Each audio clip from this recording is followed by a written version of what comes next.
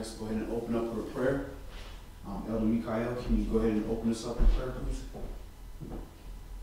Abba, Father Yahweh, we come before you, give you thanks and all praise in Yeshua's mighty name for allowing us to gather to make with Father Yahweh, to hear your word once again, Father, that we nourish our bodies, Father Yahweh. Because we know, Father, we go through many things in our lives, Father Yahweh, that deals with us harshly, Father Yahweh.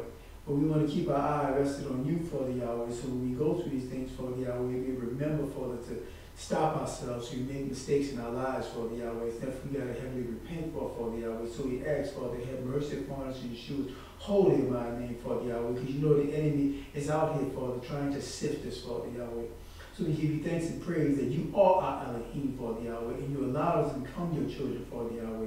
We give you all praise in Yeshua's mighty name. We also thank you, Father Yahweh, for another one of our family members, Father Yahweh. He became family, Father, and gave ourselves unto you, Father. He got baptized in your holy Son's name, Father Yahweh. So we give you praise in Yeshua's mighty name, because you know when you have a celebration in your kingdom, Father Yahweh. There's one sinner, Father, change, Father Yahweh, become your child, Father Yahweh. So we give thanks and praise for this, Father Yahweh. So our Father Yahweh asks for this word will nourish you, Yeshua's my name, and he goes out to the four corners of the world, Father Yahweh, and hopefully will nourish others that seek your holy and mighty face, Father Yahweh. We thanks and praise in Yeshua's mighty name. Amen. Amen. Yes, so if I'm not mistaken, I'm between Armana and the Merneptah, but one of them talks about like one of the kings are boasting about how they destroyed Israel, and I was like, Israel is no more. That's different. Okay. That's different. So this one is just like talking about. This one is talking about how Canaan and Egypt was going back and forth about how these Hebrews came, these slaves came into Canaan, taking over the land, and judges, in the time of judges and all that. So.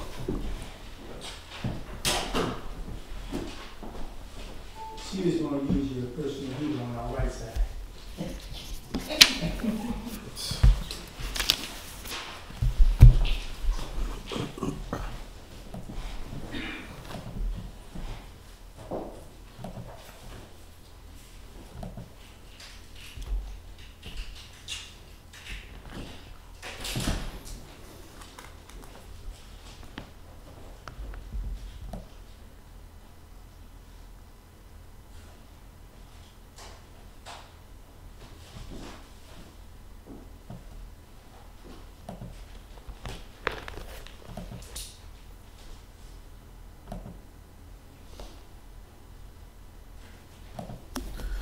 All right, shalom.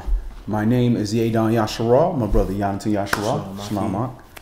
And the title of today's Bible study is called Full of the Spirit. Full of the Spirit. And, we use that term a lot. We got the Ruach, the Holy Spirit, Spirit of Truth, Ruach HaKodesh.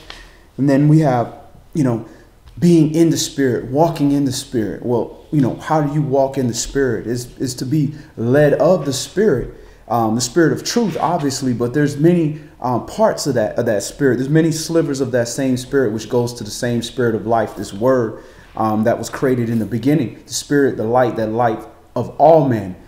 So we're going to get into some of that, and he put these spirits on the Mashiach, which is, the word in flesh, and he received those 7 spirits of Yahweh. So we're going to take a closer look into some of those spirits and just get an idea of it, and how we can utilize that spirit in our life to keep us on that narrow path.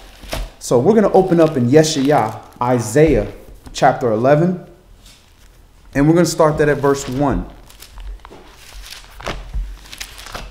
And we're going to read these spirits, and then we're going to go through them and look at some scriptures that pertain to these spirits that are the spirits of Yahweh.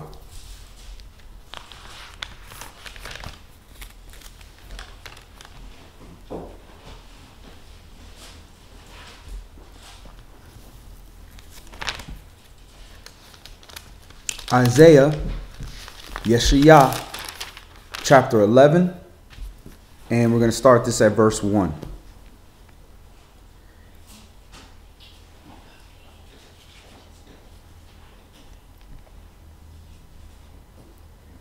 And there shall come forth a rod out of the stem of Jesse, and a branch shall grow out of his roots.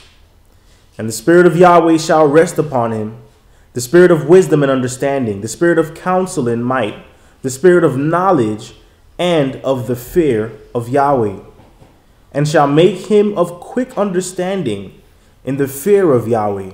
And he shall not judge after the sight of his eyes, and neither reprove after the hearing of his ears. All right, so this is talking about the Mashiach, and where he is not going to judge after his eyes or reproof after his ears, because we understand that Yahshua has the ability to judge man. He knows man's heart.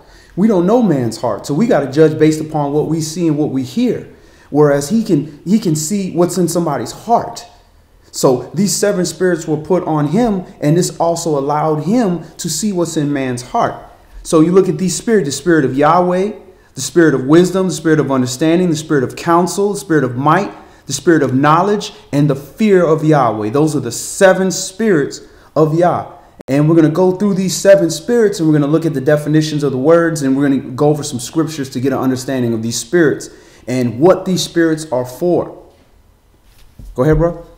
Verse 4. But with righteousness shall he judge the poor, and reprove with equity for the meek of the earth. And he shall smite the earth with the rod of his mouth, and with the breath of his lips shall he slay the wicked. And righteousness shall be the girdle of his loins, and faithfulness the girdle of his reins.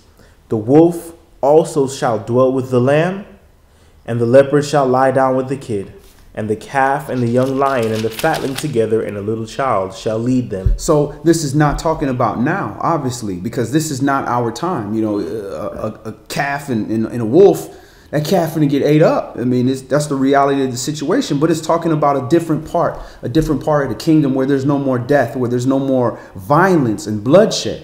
So this is a different time. This is talking about prophecy. Go ahead. Verse 7. And the cow and the bear shall feed, their young ones shall lie down together, and the lion shall eat straw like the ox. So there's no more need for blood to atone for sin. There's no more need for animal sacrifice. Go ahead. And the sucking child shall play on the hole of the asp, and the weaned child shall put his hand on the cockatrice den. They shall not hurt nor destroy in all my holy mountain, for the earth shall be full of the knowledge of Yahweh, as the waters cover the sea. And in that day there shall be a root of Jesse, which shall stand for an ensign of the people, to which shall the Gentiles seek, and his rest shall be glorious. All right. In that day there shall be a root of Jesse, which shall stand for an ensign of the people. To it shall the Gentiles seek, and his rest shall be glorious. So to it, this word they will seek. And the word in the flesh is being represented by us as well as Israelites that are part of the body, that are picking up the example of the Mashiach to learn how to walk according to the letter of the law and the spirit of the law, utilizing these 7 spirits to keep us on the narrow path, to help us get up when we fall, to help avoid falls. And in that process is going to fulfill the prophecies, which will bring us right back to the end, where we have a new heaven and a new earth, a new kingdom of holiness, where there's no more death, there's no more suffering, and it's just us living in a peaceful manner, because all of us are utilizing those 7 spirits to walk in harmony with the world. Go ahead. And it shall come to pass that in that day that Yahweh shall set his hand again the second time to recover the remnant of his people, which shall be left from Assyria and from Mitzrayim and from Pathros and from Cush and from Elam and from Shinar and from Hamath and from the islands of the sea.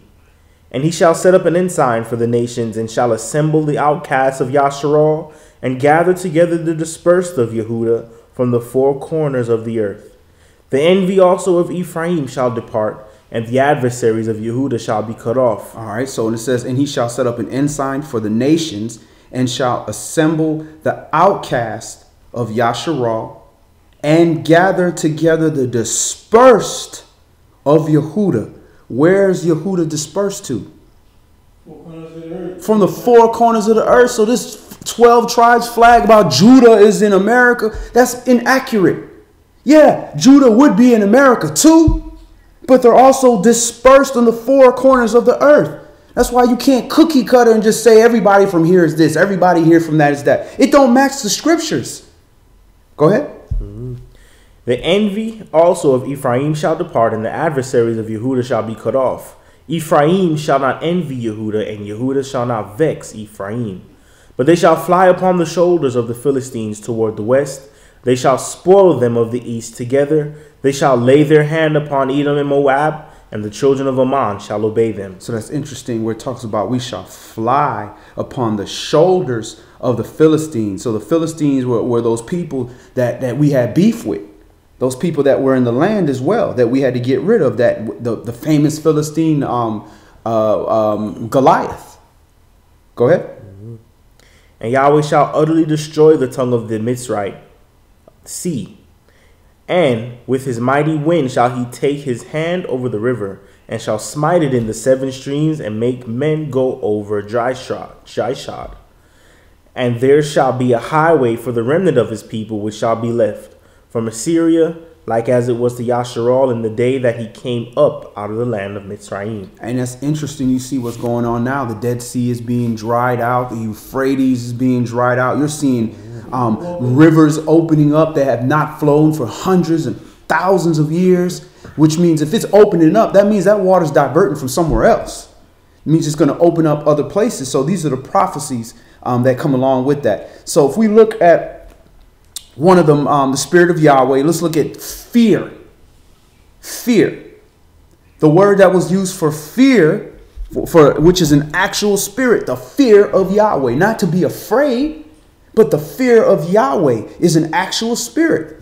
And it's very interesting. That is one of the basic spirits that you have to have, which is almost like the opening to your understanding when you learn the proper fear of Yahweh. So the word for fear is H3374. Yirah. Yirah. Spelled Y-I-R-A-H. Yirah. Look that one up, brother, in the Strongs. H3374. H3374. Yirah. 3374. That is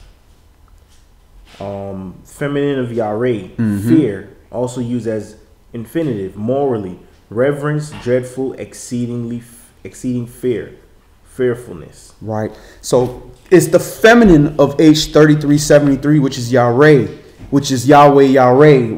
What was that? A place or something that they named it? Yahweh Yareh? I think so. Yeah, which is interesting.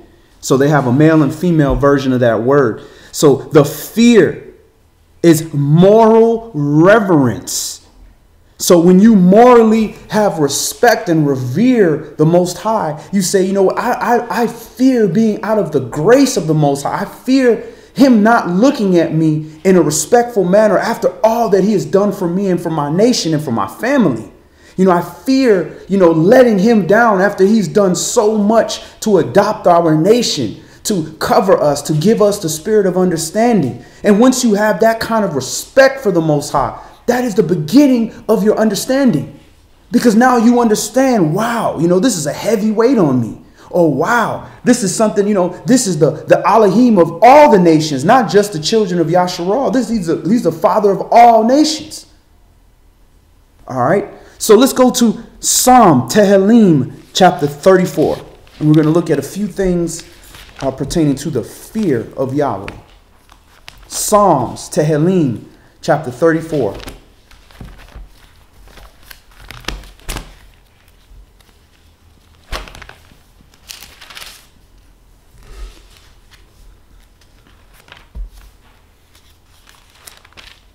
So this is something that has to be taught, the fear of Yah. It's not something you just wake up and then all of a sudden you're afraid of, I fear, this person that I don't know nothing about. No, this has to be taught to you.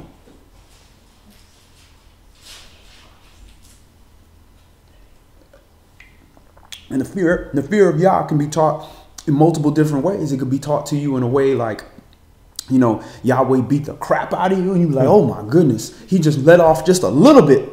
He's like, oh, praise Yah. Oh, great. I'm walk this narrow path because I can't deal with this heat. The way you dropping this heat, that's how I learned. You know, I'm hard-headed like that. Some other people, you know, they learn in a way where the Most High, you know, they make a mistake and the Most High deliver them out of it. And they look to the Most High and see the favor and say, you know what? I don't want to ever be out of this favor. I fear this. I don't deserve this grace that I received. And that's how the smart people learn. But majority of us are hard-headed and we learn from getting whooped till we just submit. So the fear of, yeah, you know, you can choose how you want to learn it, but you will learn that lesson one way or another. Or you can learn like the people that learn on the day of judgment, which is, you know, it's too late then. Because you fear him now, you don't got no choice but to fear and have moral reverence for him. But the word can't speak up for you because the word can't lie for you. It has to say, did you keep the commandments? No. Did he even care? But no, he didn't care. Did he try to seek the? Nope. Well, when it was presented to him, what did he do? Nothing. Well, what the word gonna do for you? It can't speak for you.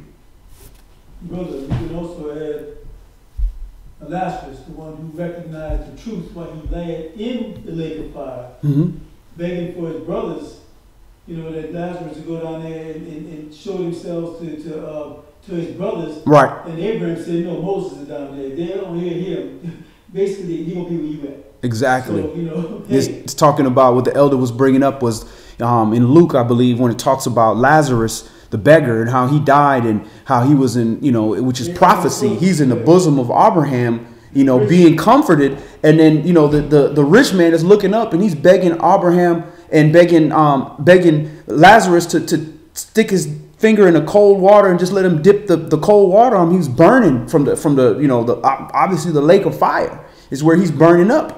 And that's when he says, look, there's a gulf between us.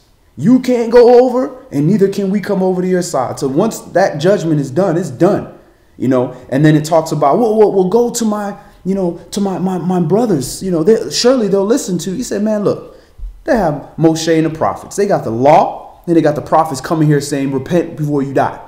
They ain't listen to them. They're not going to be persuaded that was one that was raised from the dead, which is prophetic of the Mashiach being raised from the dead. So we're in Psalms, Tehillim, chapter 34, and we're going to start this at verse 1. I will bless Yahweh at all times. His praise shall continually be in my mouth. My soul shall make her boast in Yahweh. The humble shall hear thereof and be glad. And that's how we supposed to be giving glory to the Most High. We keeping these commandments, we walking in righteousness, and Yahweh is blessing us. And I'm giving all the glory and praise and just letting the world know that Yahweh is blessing us, you know, for doing righteousness. He's so merciful. And the humble shall hear and be glad. Because the humble is like, man, we understand because we receiving the blessings too, because we humble. We understand. Praise Yah. But the haughty and the envious are going to be upset. They don't like that. Wait a minute. You know, because I don't want to do that righteousness. I want to receive the same thing too. So they mad at you or mad at the righteous for receiving that blessing from the Most High.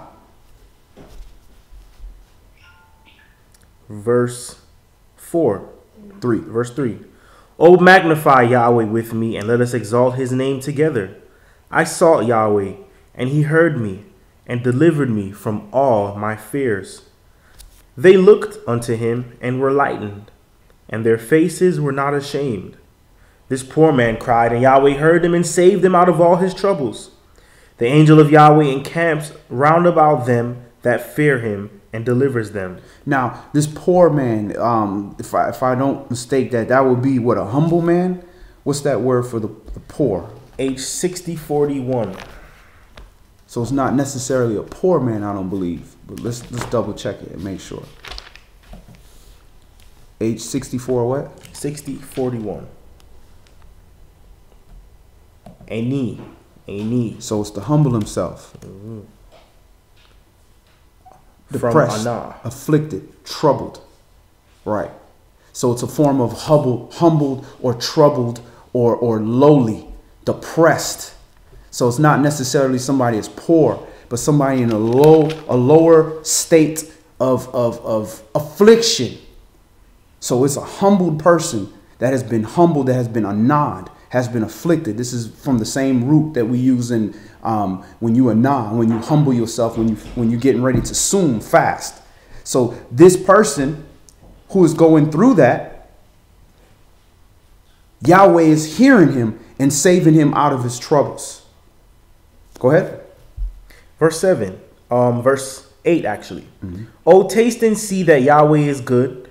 Blessed is the man that trusts in him. Did we read verse 7? The angel of Yahweh camps, yeah. That fear and deliver. That's profound in itself. The angel of Yahweh encamps round about them that fear him and delivered them. So when we have the fear of Yah over the fear of man, a reverence that, listen, I don't care what's happening around me. I revere the Most High and I have him in the right place first. That's only a spirit that allows you to lead you into that, which is the fear, the yirah of Yah. It allows you to say, listen, I trust that. And because of that, Yahweh is not going to let down that person, that humble, that person that's a knee, that's being afflicted, that's being troubled, that is depressed by what's around him, because he's putting his faith in Yah. So the angels encamp round about him and say, nah, he's within his hedge of protection because he fears Yah. And he's not going to allow somebody like that to fall or to succumb to what's going on unless that is his calling, to be some kind of martyr, to give up, to finish the race. Go ahead. Verse 8. Oh, taste and see that Yahweh is good. Blessed is the man that trusts in him.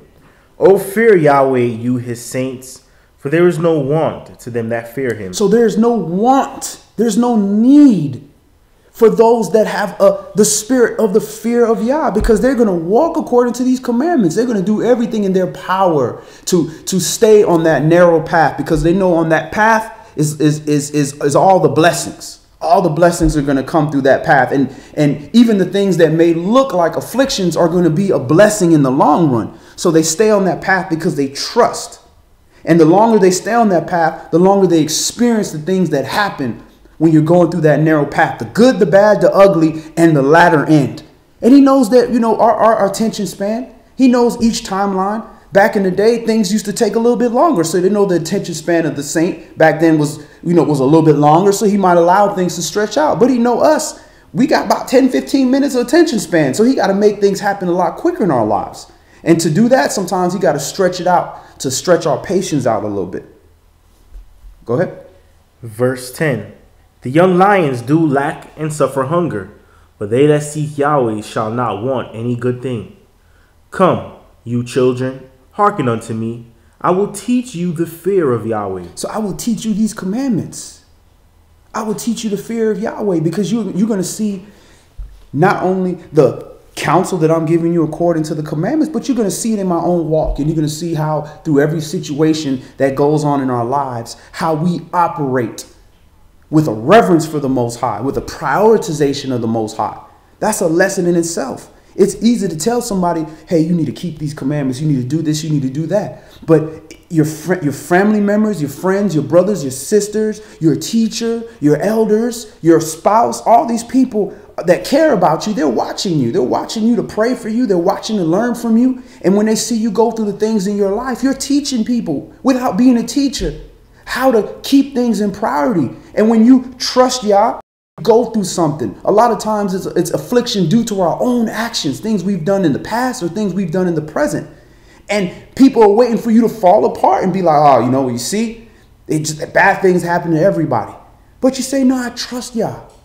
I made a mistake here, but I'm going to tighten up because I revere the Most High. And then the Most High will restore things in the latter end. And now people are learning. People are understanding. Oh, I understand the fear of Yah now. You didn't jump ship and say, well, let me go into self-preservation mode because something bad happened. No, you said, I trust Yah. I fear Yah. I'm not going to stray from this path because of some things that are going on in my life right now. All right, verse 11.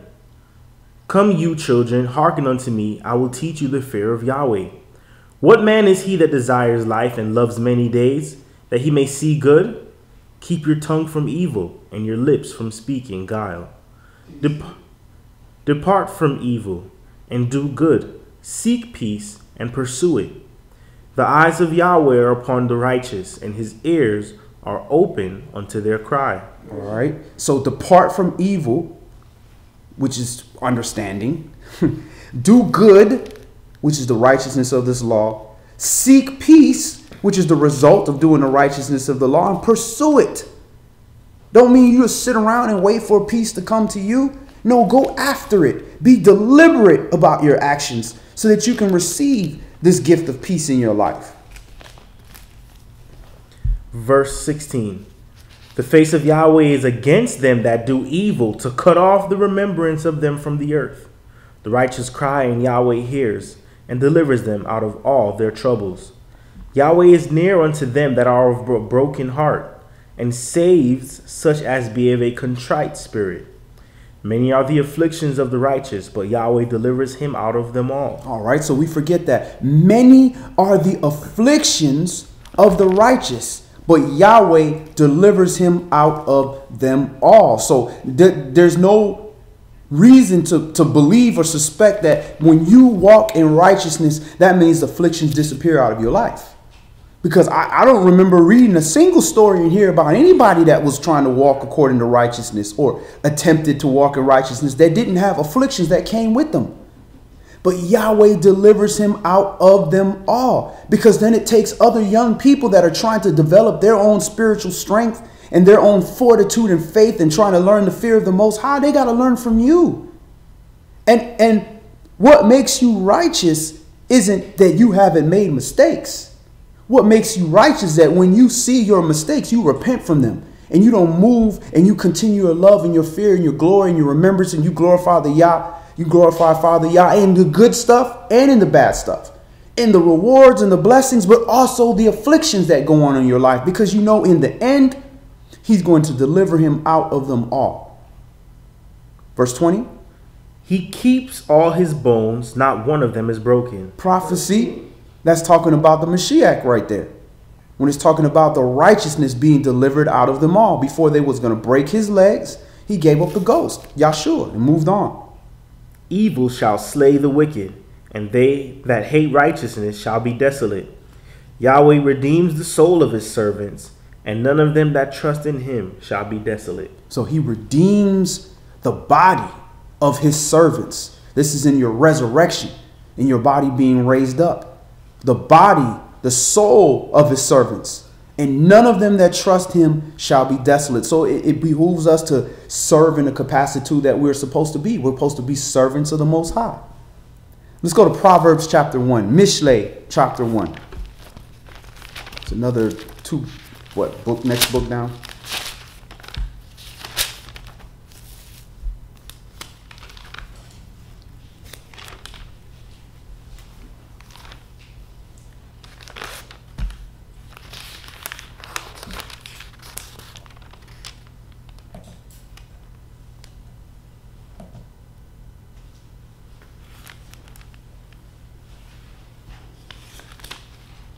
Proverbs, Mishlei, chapter 1, and we're going to start this at verse 1. The Proverbs of Shlomo, Solomon, the son of David, king of Yasharal. To know wisdom and instruction, to perceive the words of understanding, to receive the instruction of wisdom, justice, and judgment, and equity, to give subtlety to the simple, to the young man knowledge and discretion. A wise man will hear and will increase learning, and a man of understanding shall attain unto wise counsels. To understand a proverb and the interpretation, the words of the wise and their dark sayings. The fear of Yahweh is the beginning of knowledge, but fools despise wisdom and instruction. All right. So the fear of Yahweh, the reverence of the Most High, the healthy, what they call a godly fear of Yahweh is the beginning of knowledge. Once you receive that spirit, that's the beginning of you trying to seek out his other spirits that he has to align your life, to give glory unto the Most High, and also to preserve your own vessel so that you can have enough time while you're in this life to try to get yourself right, to return back unto the Father. But on the flip side, fools despise any wisdom and instruction. They don't even want to know about righteousness. Wisdom is like part of knowledge, of even just knowing that it exists and that you can do it. They don't even want any parts of that, because there comes instruction with that, where somebody's telling me what I got to do. They don't want that. They seek out people that are going to tell them exactly what they're doing so that they can just feel like, yeah, I got counsel. You go to a murderer and you ask him, should I murder somebody? Yeah, you should kill him. Y'all wouldn't have let that go. You went to get the advice that you want. But this is why they don't go to priests. Because you go to a priest and you ask him, well, should I keep the righteousness of this law? The priest going to tell you, yeah. The Israelite, I'm talking about the Israelite brother that studies the scriptures. Yeah, keep the commandments. Now, we don't want to go to them. Go to somebody that they tell you what you want to hear. You put some money in the plate. Verse 8. My son, hear the instruction of your father, and forsake not the law of your mother. For they shall be an ornament of grace unto your head, and chains about your neck. My son, if sinners entice you, consent you not. If they say, come with us, let us lay wait for blood. Let us lurk privily for the innocent without cause. Let us swallow them up alive as the grave, and whole as those that go down into the pit. We shall find all precious substance. We shall fill our houses with spoil. Cast in your lot among us. Let us all have one purse. My son, walk not you in the way with them. Refrain your foot from their path. For their feet run to evil, and make haste to shed blood. Surely in vain the net is spread in the sight of any bird, and they lay wait for their own blood. They lurk privily for their own lives. All right. So the man that has the fear of Yahweh, whereas these people that are willing to do this wickedness and bloodshed, they're laying it out like, listen, there's all this stuff laid out, and it may look like a perfect plan. You know, we can get this, we go in there, we rob this dude, it's an old man, and this, that, and we put the gun, we get the cash, we get out of there, and we can live great. And if he talks smack, we just do him. There ain't no cameras in there, blah, blah, blah, blah, blah. But the man that fears Yahweh says, even if I get away with this, I don't know about this, because the Most High is looking at me. He's judging me based upon this, and I can't hide from him. He knows what's in my heart. The fact that I'm even talking about this shows that there's a problem with me. It shouldn't even be an option. So let me just stay away, because I know the end of this. I trust the Most High. This bloodshed you waiting to shed, that's going to be your own blood, because I know I trust the Most High. Go ahead. And looking here at all 17, it says, surely in vain the net is spread in the sight of any bird. Basically, if the bird has some insight, it will see the net and know that, okay, this is supposed to take up my feet. Right. But those people who plan all that wicked, they don't see that their own way is an entrapment to them, and it's going to be a snare to them for them to keep that mentality in plain sight. Not from a lack of somebody telling them better. They're fools. They're not trying. They despise wisdom and instruction. They don't want to hear that. How are you going to tell me that's going to happen? Some supernatural thing's going to stop me from robbing and killing and stealing. I've been doing this. Look, there's no way I can't. Look, these people doing it right now. They're getting away with it. Look, America been doing that for centuries. Yeah, but you a Hebrew. You in covenant with the Most High.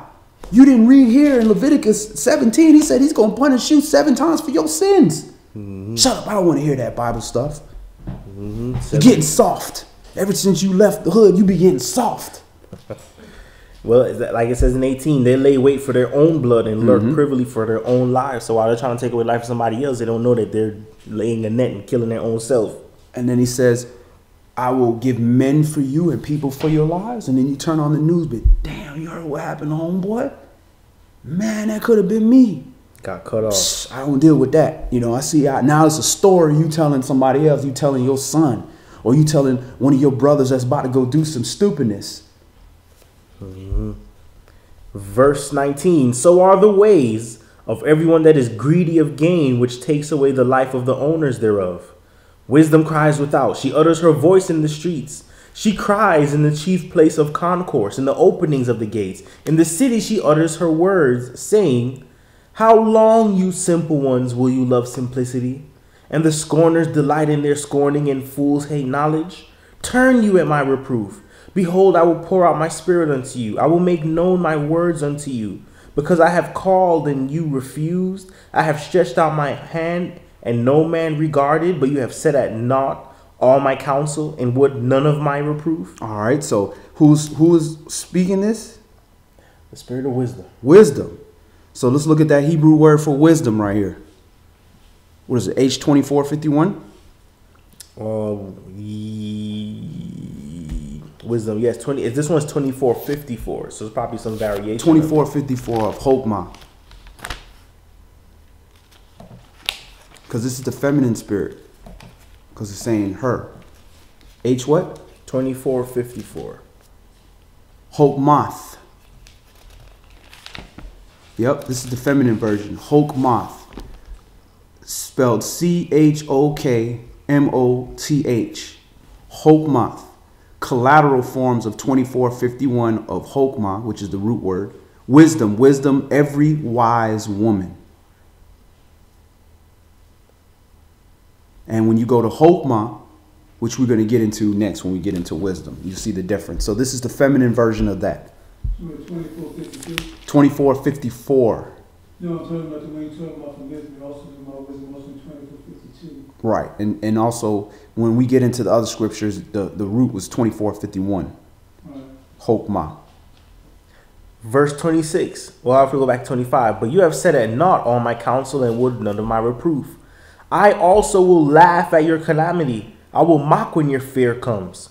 When your fear comes as desolation and your destruction comes as a whirlwind, when distress and anguish come upon you. Let's look at that word for fear. When your fear comes in 27, which one was that? That's 6343.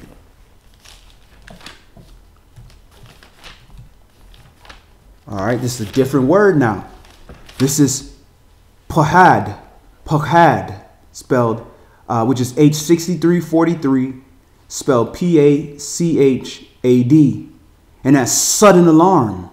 Properly the object feared. By implication, dread, fear, great fear, terror. So that's a different word. That's not the spirit of the fear of Yah. That's Yareh or Yarah. That's a completely different word. Now it's talking about fear, which is the one people confusing the fear of Yah as the beginning of knowledge, where you're just in a terror. Oh my God, dreadful, running, a dreadful feeling, terror. That's not of the spirit of Yah. Yah says there is no fear in perfect love. That's what he's talking about there. There is none of that terror and all that stuff in perfect love, because you trust the Most High and you're not afraid of the outcome of something, because you know it's going to be good for you in the latter end. And that will allow a mother to lift up a car off of her child, or a man to stand in front of a bullet for his wife or whatever. That's that love, that perfect love, where he's not even fearing the outcome. So this is what's going to come on you. A terror is going to come over you. And he's going to laugh at you because, listen, the wisdom was waiting right here for you. Understanding was right here. And the fear of Yah, you didn't want that spirit. You're not concerned with reverence to the Most High. So you're doing what you want to do.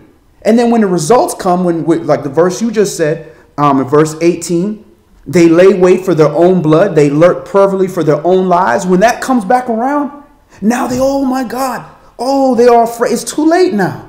You already took somebody's life for greedy gain, not even because you had to. Like, man, he tried to kill me. No, for greedy gain, because you wanted to gain. Take somebody's stuff, and then you coveted the fact that he had it, so you took his life too. They just laugh at you, and they try to seek this repentance with tears like Esau, and it's too late. Verse 28.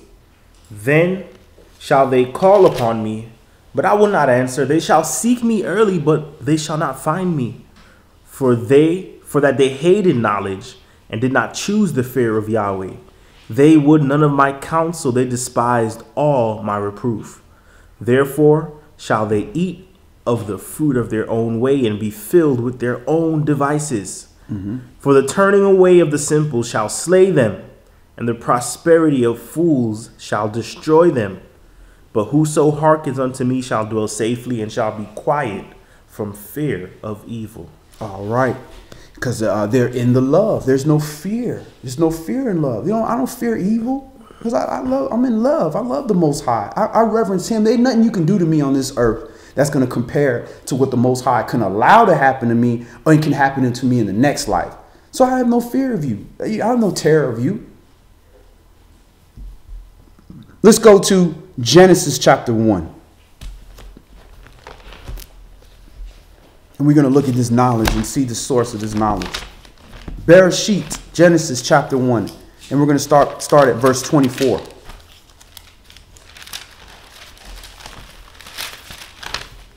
So the fear of Yah is the beginning of this knowledge, the beginning of receiving the spirit of knowledge, to even go after these things.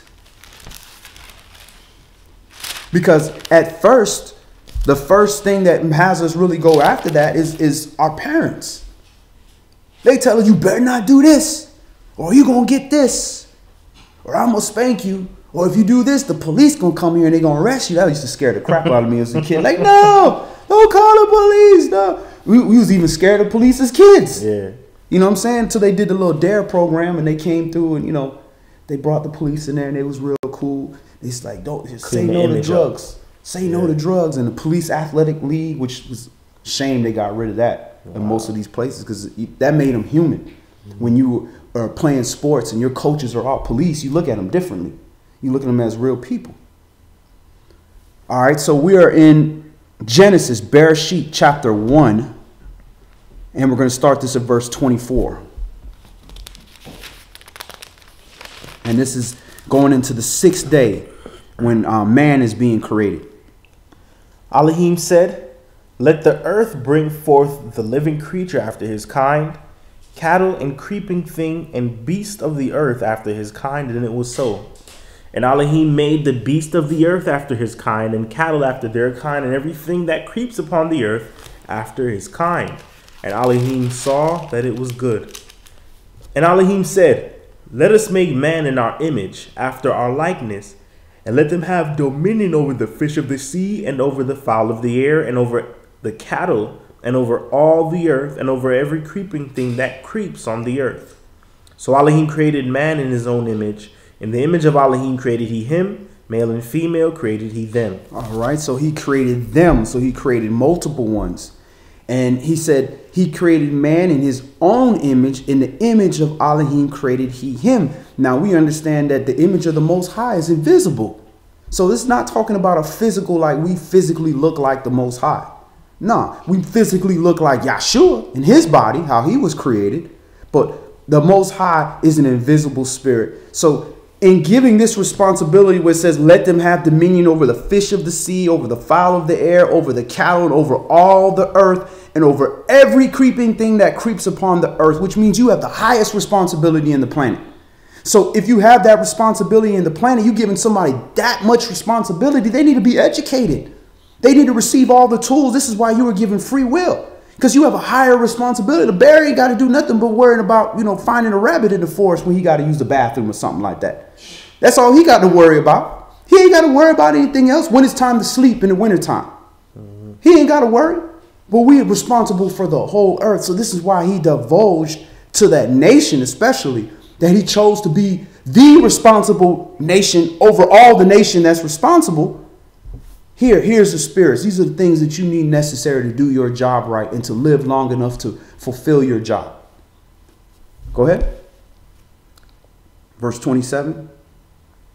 So Elohim created man in his own image. In the image of Elohim created he him. Male and female created he them. And Elohim blessed them. And Elohim said unto them, be fruitful and multiply, and replenish the earth and subdue it, and have dominion over the fish of the sea, and over the fowl of the air, and over every living thing that moves upon the earth. And Elohim said, behold, I have given you every herb bearing seed which is upon the face of all the earth, and every tree which is the fruit of a tree yielding seed. To you it shall be for meat. And to every beast of the earth, and to every fowl of the air, and to everything that creeps upon the earth wherein is life, I have given every green herb for meat. And it was so. And Elohim saw everything that he had made, and behold, it was very good. And the evening and the morning were the 6th day.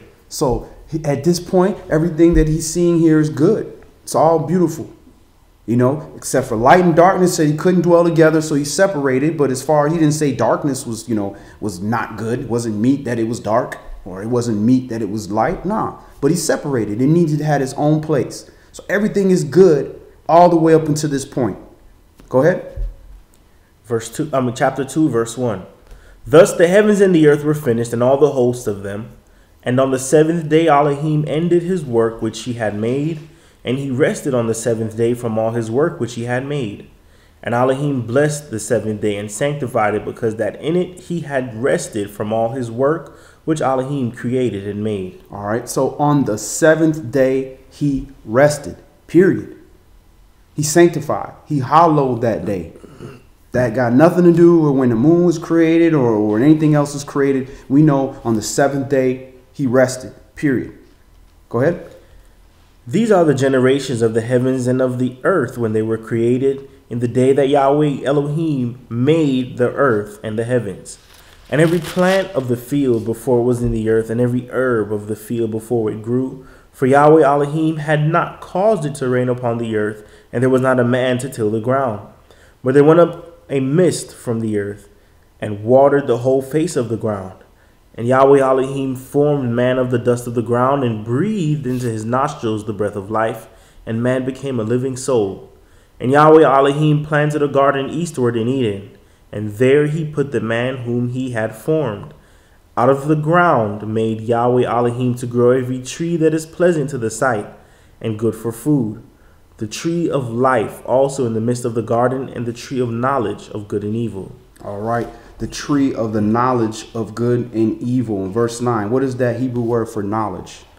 Knowledge, H 1847.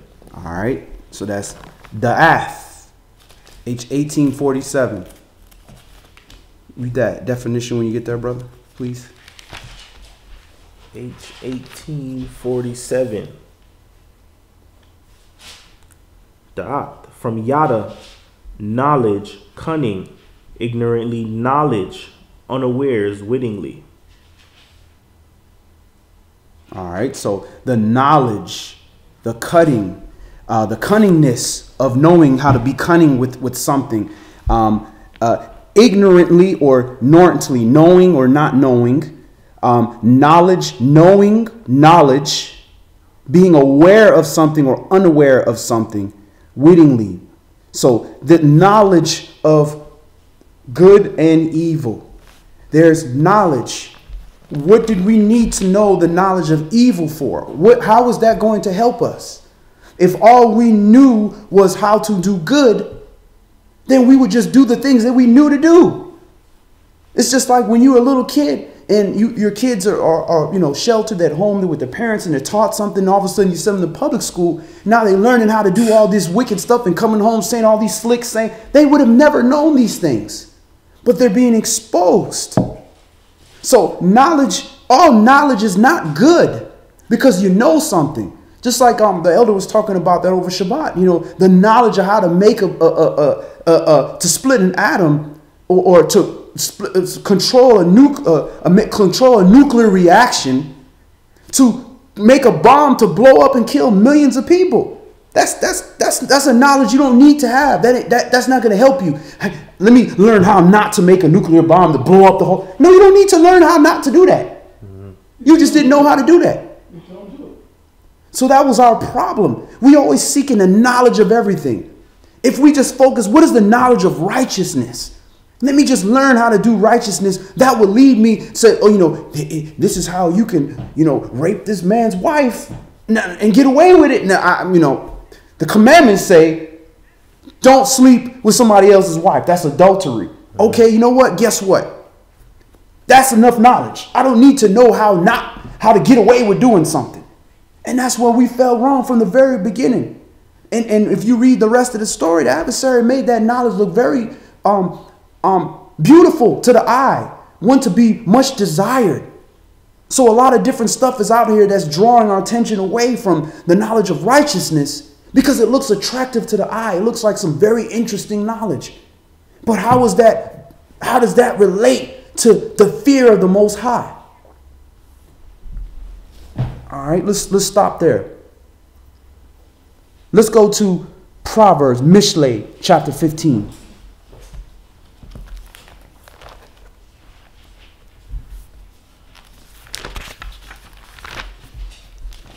Proverbs, Mishlei, chapter 15.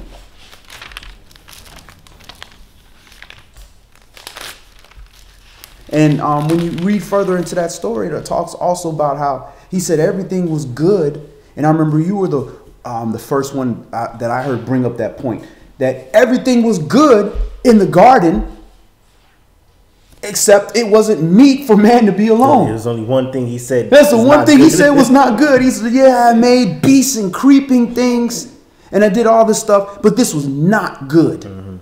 Not good. For man to be alone.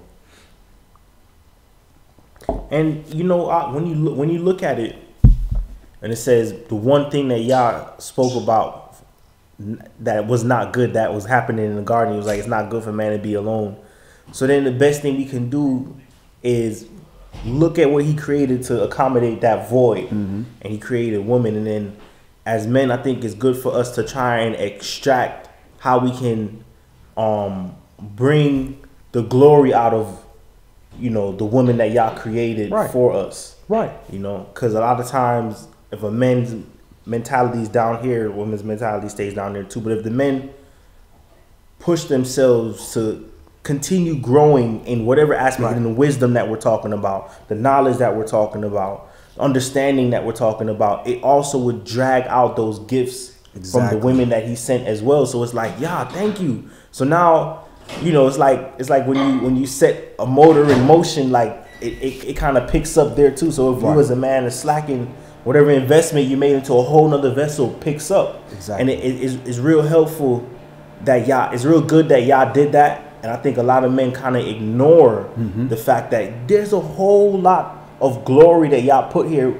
The woman was created for your good and your good alone. Right. And a lot of times men would make it happen where the negatives come out. Stifle it. And they stifle it and they stop the beauty and the goodness and the glory from flourishing in the women that we're supposed to be stewards of. Be helpmeet to you. Right. Yeah, and it's supposed to be a helpmeet to you as well. So the same way you were a steward over the beasts and over the land and over the plants, create a woman for your good, and as those stewards, we, just like how we have to be perfect in our walk, be perfect in our stewardship over the women as well. Right. And soon enough we'll realize that we don't have to have stewardship over, have stewardship with. Right. She was supposed to be next to you, not behind you. You know, there's a time and place for her to be behind you or in front of you. If your wife got, you know, better eyes than you, and you need to walk where it's dangerous path, she need to be in front because she can see better. Indeed. You know, but most of the time she's supposed to be on your right side. She's supposed to be the side of you, not behind you all the time. And you look at it, said it was not meet for him to be alone. These spirits were created. Light was created in the beginning. So this light, this word was given to him in the beginning with all these spirits were accessible for that man. If he didn't need that spirit, then these spirits would not have been made. And even with all these spirits being made and that man having it, it was still not meet for him to be alone. It still wasn't enough. That means there's spirit that's also given to that woman when she receives of the spirit, when she gets immersed and she receives the Holy Spirit, which is also supposed to help guide you and help keep you on and help you better develop and discern your own spirits that you're dealing with. Indeed. So all that plays a part. And I remember one of the wisest things that, you know, one of my teachers told me, he told me straightforward. He said, you know, look, when your woman, she get immersed and she has the spirit, she has full access to the spirit now as well, just like you do. You got to trust your woman's spirit. You got to listen to that. You got to take those things in consideration. She might be younger than you. She might be way less in the word, you know, less years in the word than you are. But at the end of the day, the spirit is ancient. It ain't got nothing to do with how long you or them been in the word. Indeed. So you have to be wise enough to hear Yahweh's voice that will also come through your wife and not just, you know, your teacher or YouTube or, you know, yourself or the scriptures. Yeah. One thing that came to me was like, if you have a computer and the computer got to take up a lot of memory to do something, it's processing a big task. Sometimes one memory chip alone doesn't do it. You have to add another memory chip, quad core, and you get the quad core or whatever, and then the computer is able to do a lot more tasks more efficiently. Right. And then I realized that, you know, when you yoke with a woman, yeah, you could do certain tasks on your own. You was efficient, but you add that other chip, you know, you increase the capacity of that computer. That's two brains, and it's not like computers is virtual. Real life takes brains to process. Exactly. So one brain can do certain things in this season, but when you have another brain on it, it works together. The fulfillment of more things can happen even quicker. And just like a body, You know, the two of y'all can't really be trying to control the foot at the same time. And that's where the dysfunction enters in. Both of y'all have to discern on, you know, okay, how can we operate this one body, but it's got two brains. Right. And when you do, y'all adds glory to that as well, because everything becomes efficient, everything becomes beautiful. But it does take, there's a learning curve on it when you learn, like, all right, I realize that both of us trying to walk at the same time ain't really making it. Let's learn how to get some synchronization. Yeah, synchronization with it, you know? Praise Yah. Hallelujah. All right, so we're at Mishle, Proverbs chapter 15, and we're going through knowledge. Start this at verse 1. A soft answer turns away wrath, but grievous words stir up anger. The tongue of the wise uses words aright, but the mouth of fools pours out foolishness. And even just on that first verse, a soft answer turns away wrath, but grievous words stir up anger. So, you know, when people ask you questions in this word, you're dealing with non-believers or people that are, you know, blind, you don't have to give them a rough answer because it's the truth. They already got wrath coming their way and wrathfulness, go like that, and wrathfulness in their life. They already got that going on in their life. And now you come in with this hard answer. You're supposed to be the softness, the sanctuary for them in this word. So you don't have to give it. Now, if they in a situation, they about to run into swift to go do some evil, then you can't be a, hey, bro, why do you want to shoot this man? Is it not right to kill? No, you might, hey, bro, hey, whoa, calm down. Listen, hey, listen, man, this is danger. Yeah.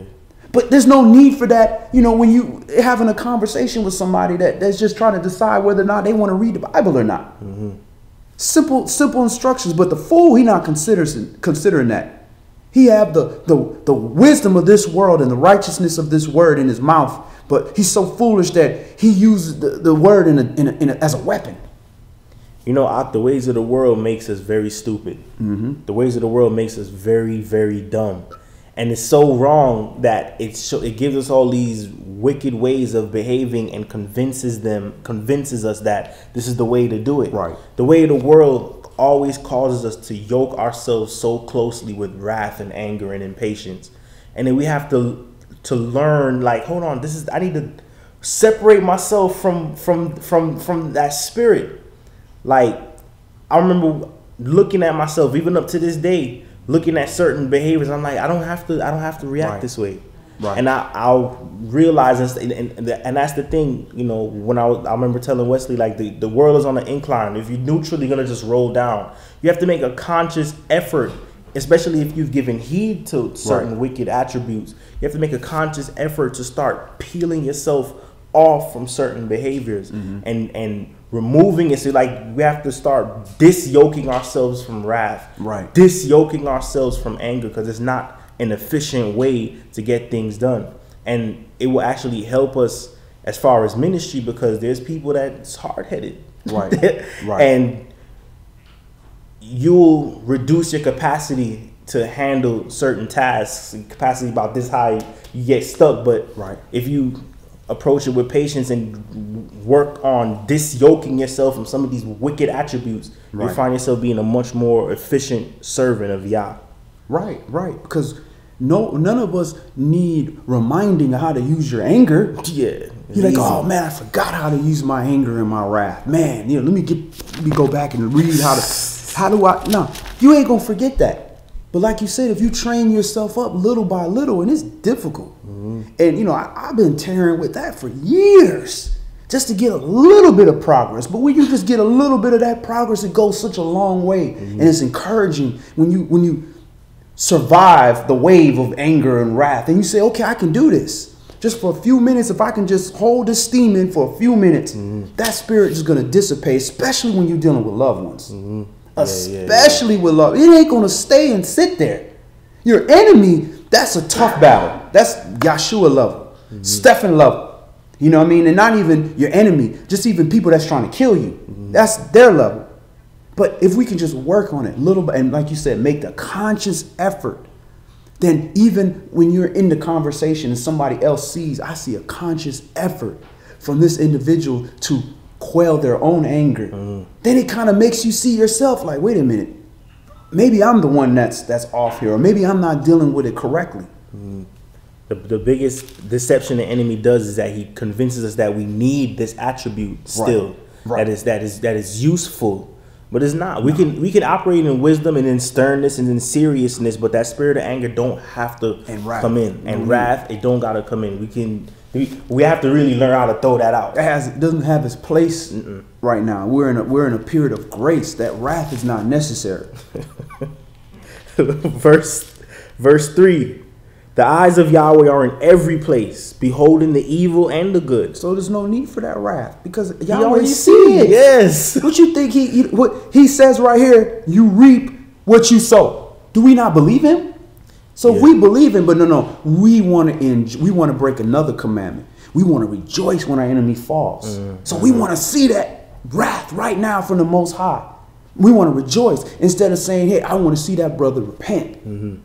Because we angry. Do we really want to see our brother fall? Nah, not really. But when we angry, let the lightning, should we command the lightning to strike and burn up this whole?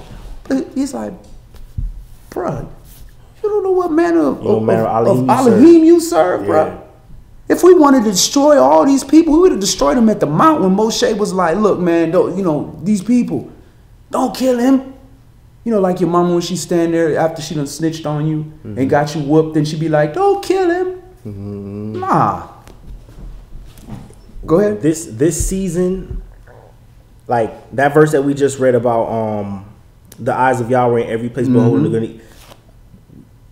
I began to meditate on that more, and what it's done is added a different dimension to like my walk. Cause like you said, now when you know that he knows, it's like, all right, I could relax. Yah has seen this. You know, I could petition and bring it up in my prayers, but the reason why we usually respond so wrathfully or lash out is because we lack the faith to believe that without us putting that extra umph on it, whatever needs to come to pass won't come to pass unless we behave that way, or unless we force and try to induce. Yes, perseverance is necessary in a lot of situations, but there's times where you persevere and you realize, wow, this door is really closed. You know, and you're like, you know, that it don't make no sense for me to keep kicking my foot against the pricks.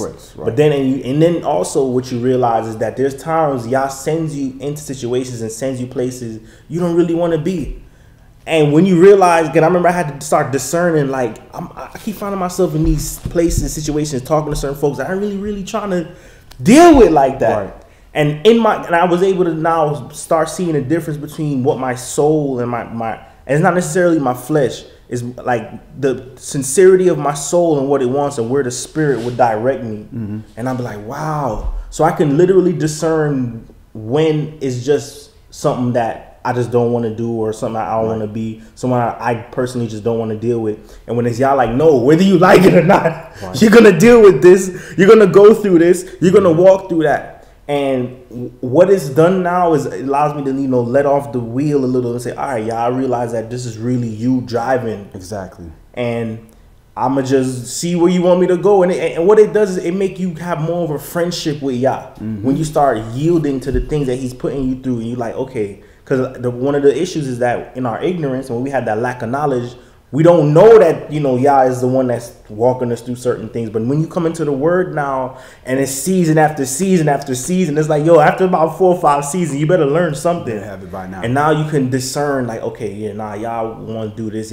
If Yah wants you to go down the road, you'll have that flat. You know, if Yah wants you at this person's house, you will lock your keys in the car out of the blue, whatever it may be. But certain things happen, and we just have to like discern that Yah is with me in all things, and we exercise that faith. You'll see the spirit manifesting more. Where I could remain more calm because I'm not fretting. I'm not lacking faith. Like I have to frantically work my way out of this situation. If I don't, I'm gonna die. You're not gonna die. Right. Crazy part about it, sometimes you think like if I just went poor, lost my job, and I was just poor, what would happen? There's people poor, and 15, 20 years down the line, they're still alive. You're not gonna die necessarily. It's an unfavorable situation. Yes.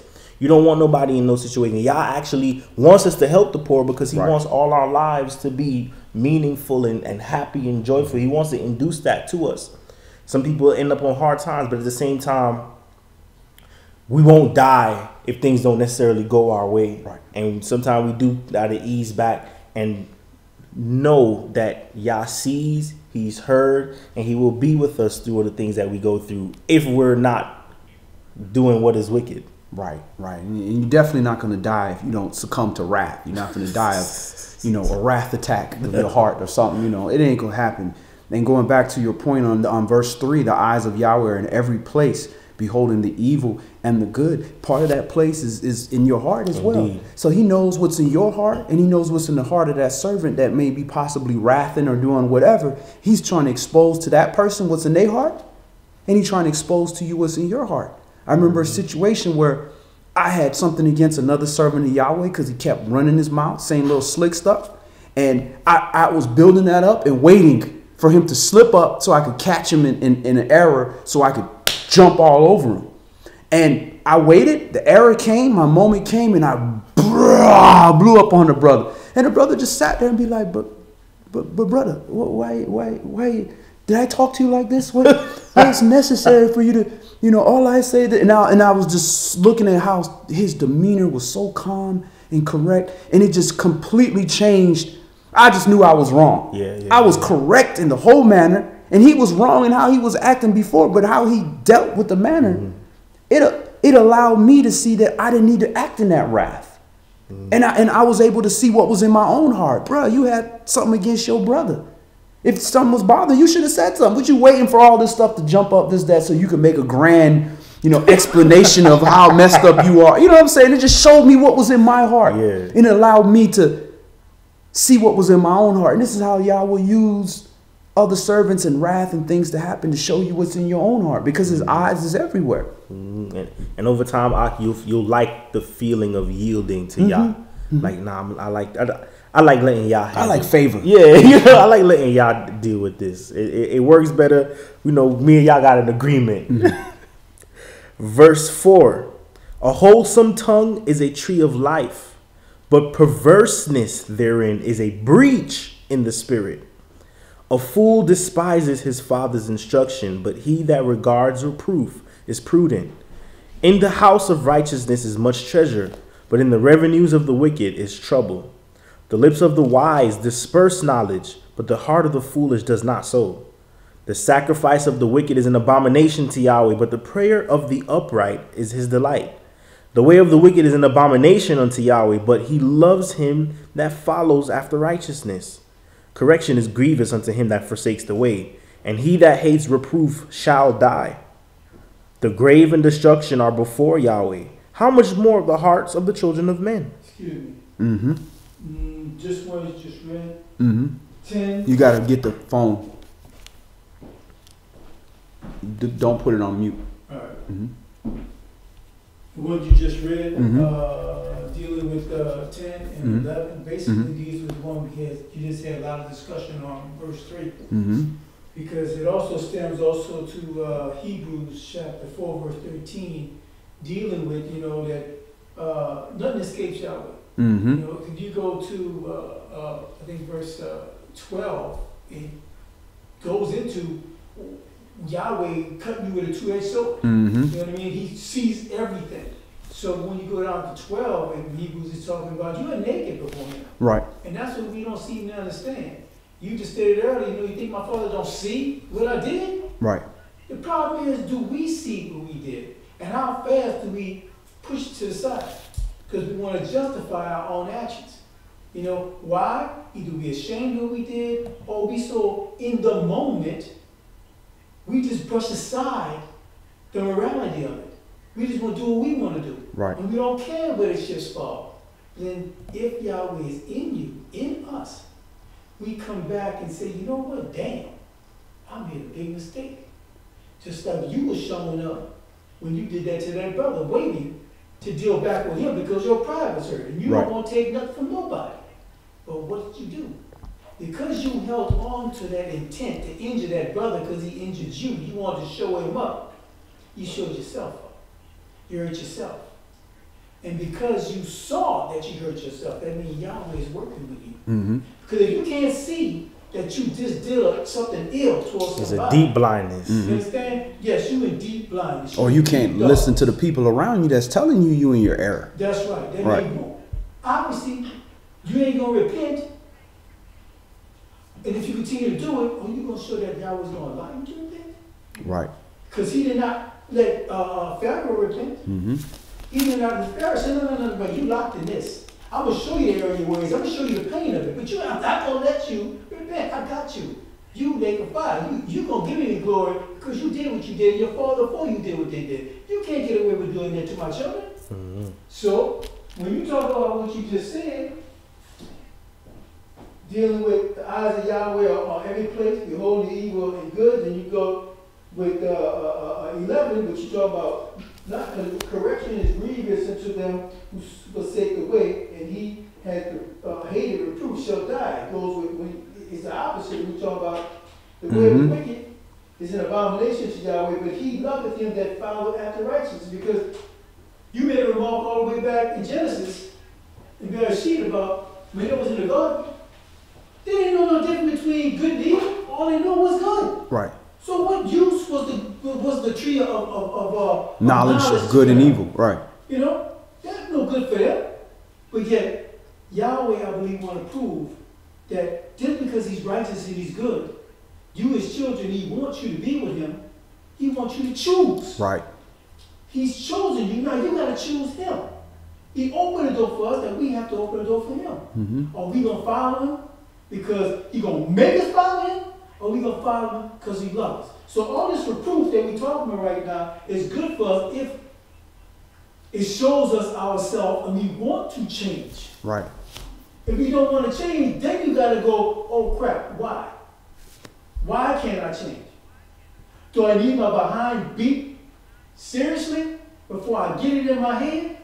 Or are that beating going to kill me to throw me in the lake of fire? Which one is it? Right. And that's hard for us, brothers. It's hard for sisters too, but it's hard for us, brothers. And we were brought up a certain way to say, well, don't take no much from nobody. We building up our pride, not supposed to cry. You understand? So we holding all that evil intent in our hearts. Right. That destroys a brother later on. So when we get into this word, we got to try and let all that go. You know what I mean? And it takes a multitude of time sometimes to sift through all that piles of trash so we can find what Yahweh is trying to tell us and say, we don't need this piece of paper right here. We don't need that piece of paper right there. Soul clutter. Right. So that's why I had to bring out those two verses, because they knitted so close together that, you know, people don't realize it's also combined in that one little passage in Hebrews chapter 4, verse 13, I think, or 12, 13, where it says naked. Mm-hmm. We're naked before Yahweh. And he's trying to show us our nakedness. Or we won't ever have that covering on us, that clean white robe. Right. We got too many spots all over. Right. Mm-hmm.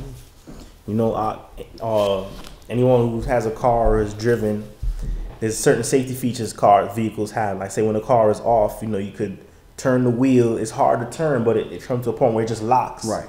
And if the car is off and you turn the key in it, you can unlock the steering, but the steering is still real hard. Anyone that's driven a car where the power steering went out, Yeah. or you still trying to turn the wheel where there's no power steering, it's just hard.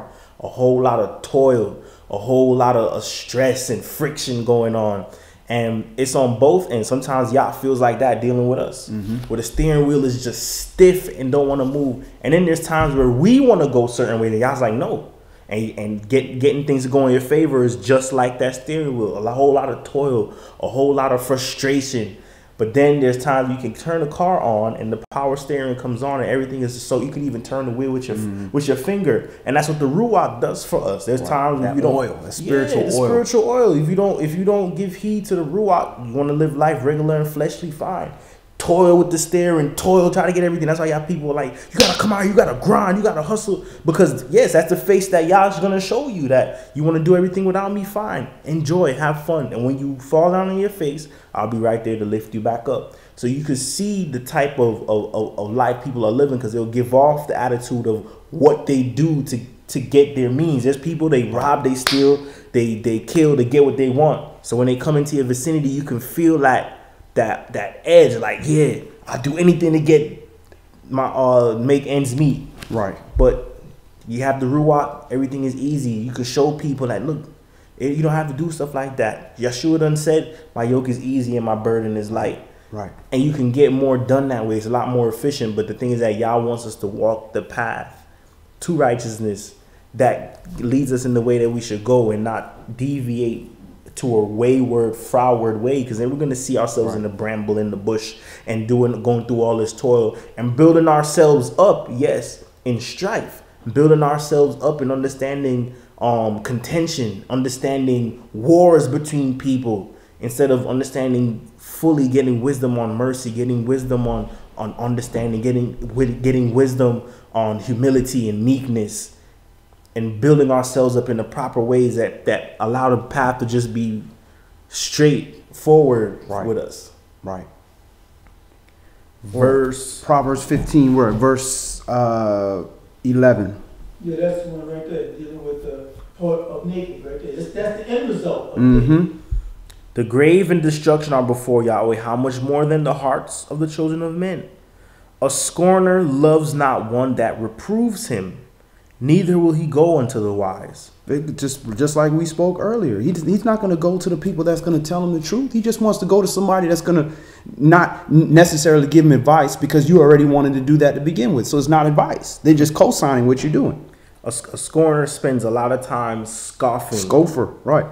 Scoffing at stuff, talking down about anything. So as soon as you want to give reproof, they'll talk down about that reproof that you're giving as well. Mm-hmm. Verse 13, a merry heart makes a cheerful countenance, but by sorrow of heart the spirit is broken. And this is why we always, again, he does not despise the humble or the contrite spirit, the broken spirit. This is why we always in sorrow as a people. Because then the spirit is broken by this. So now we can come to the Father and he can penetrate our rocky stone hearts. Go ahead. The heart of him that has understanding seeks knowledge, but the mouth of fools feeds on foolishness, feeds on love and hip hop. Right. The heart that has understanding seeks that knowledge. It looks for the knowledge of righteousness, and it understands how to utilize that to escape evil. Hallelujah. So when it has that understanding, it knows that any man that thinks he's wise, let him become a fool first. He has understanding. Look, I don't know everything. I don't know how to dodge every evil thing out here. And there's so much evil out here I don't even know about. But when it comes my way, I'm going to have to know how to dodge it. Let me get the knowledge of righteousness. That way, here's the knowledge of righteousness. I don't even know this existed, but it's the opposite of this. So stay away from that. Mm-hmm. So you'll get that. You want to know what darkness is? Well, learn what light is. There's no light over there. I guess that's darkness. Stay away from that. Go ahead. Verse 15. All the days of the afflicted are evil, but he that is of a merry heart has a continual feast. Better is little with the fear of Yahweh than great treasure and trouble therewith. Better is a dinner of herbs where love is than a stalled ox and hatred therewith. A wrathful man stirs up strife, but he that is slow to anger appeases strife. All right, so you're not going to stop strife, but you can be slow to anger, in control of your own temple. That way, when this strife comes your way, you slow to anger. Like, let's. Did you even think about what you're angry at me for? Mm-hmm. Does that make sense? Let's investigate this matter. Why you said that I said this, or I did this. Did you check the source? Did you seek diligently? Before, are you accusing me? You accuse me I did something I didn't do. Like you said, I'm angry. I'm ready to fight because you done said I stole something. But you have stolen before. Yes. But I didn't steal this time. And you just, you want to fight? And slow to wrath. Mm-hmm. Being hypocritical. And this is how we can tell that these are the type of things that the Spirit is trying to teach us. Mm-hmm. It's in the book to say, he that is slow to anger appeases strife. Right. And, so the Spirit is trying to teach us these precepts and these concepts so that Yah can use us more efficiently and use us better in greater capacities. Right, as a flashlight. So you can use your light like a flashlight to shine in the darkness. to show people back to the way of the narrow path. Hallelujah. Verse 19. The way of the slothful man is as a hedge of thorns, but the way of the righteous is made plain. A wise son makes a glad father, but a foolish man despises his mother. Folly is joy to him that is destitute of wisdom, but a man of understanding walks uprightly. Without counsel, purposes are disappointed, but in the multitude of counselors they are established. A man has joy by the answer of his mouth, and a word spoken in due season, how good is it? The way of life is above to the wise, that he may depart from the grave beneath. Yahweh will destroy the house of the proud, but he will establish the border of the widow. The thoughts of the wicked are an abomination to Yahweh, but the words of the pure are pleasant words. He that is greedy of gain troubles his own house, but he that hates gifts shall live. The heart of the grievous studies to answer, but the the heart of the righteous studies to answer, but the mouth of the wicked pours out evil things. Yahweh is far from the wicked, but he hears the prayer of the righteous. All right, so we want to stay in the sign of righteousness, because that way, if we stay on that side, when the wicked come against us or try to attack us, we'll have that band of angels round about us, like a hedge of protection. So that's all we need to worry about. You know, verse 27, it says, he that is greedy of gain troubles his own house, but he that hates gifts shall live. There's a manifestation of that greediness, and the other aspect of it is being churlish, right? Or what's the other one? It's almost like being cheap, but it's pretty much like you want money so much that you won't even spend your own. Right. And covetousness. And it's a covetousness. You want something, you want more than what you have. And that's where you have that greedy gain. And he obviously doesn't hate gifts, because he's greedy of gain. Yahweh will provide you enough of what you have, but because you're so greedy to get more, you'll even take gifts to pervert your righteousness, because you want more than what you have. To, like you said, too, you have an evil desire for something. And what it does is that it causes them to begrudge their own funds. So like they'll have the money to do certain things, but would put strife on their own home for the sake of saving like 5 cents. Right. And it's like, come on, man, like don't do that to yourself. Because there's even scriptures in Sirach. I was trying to pull it up, I couldn't find it, but it was pretty much like, you worked for your money, spend it.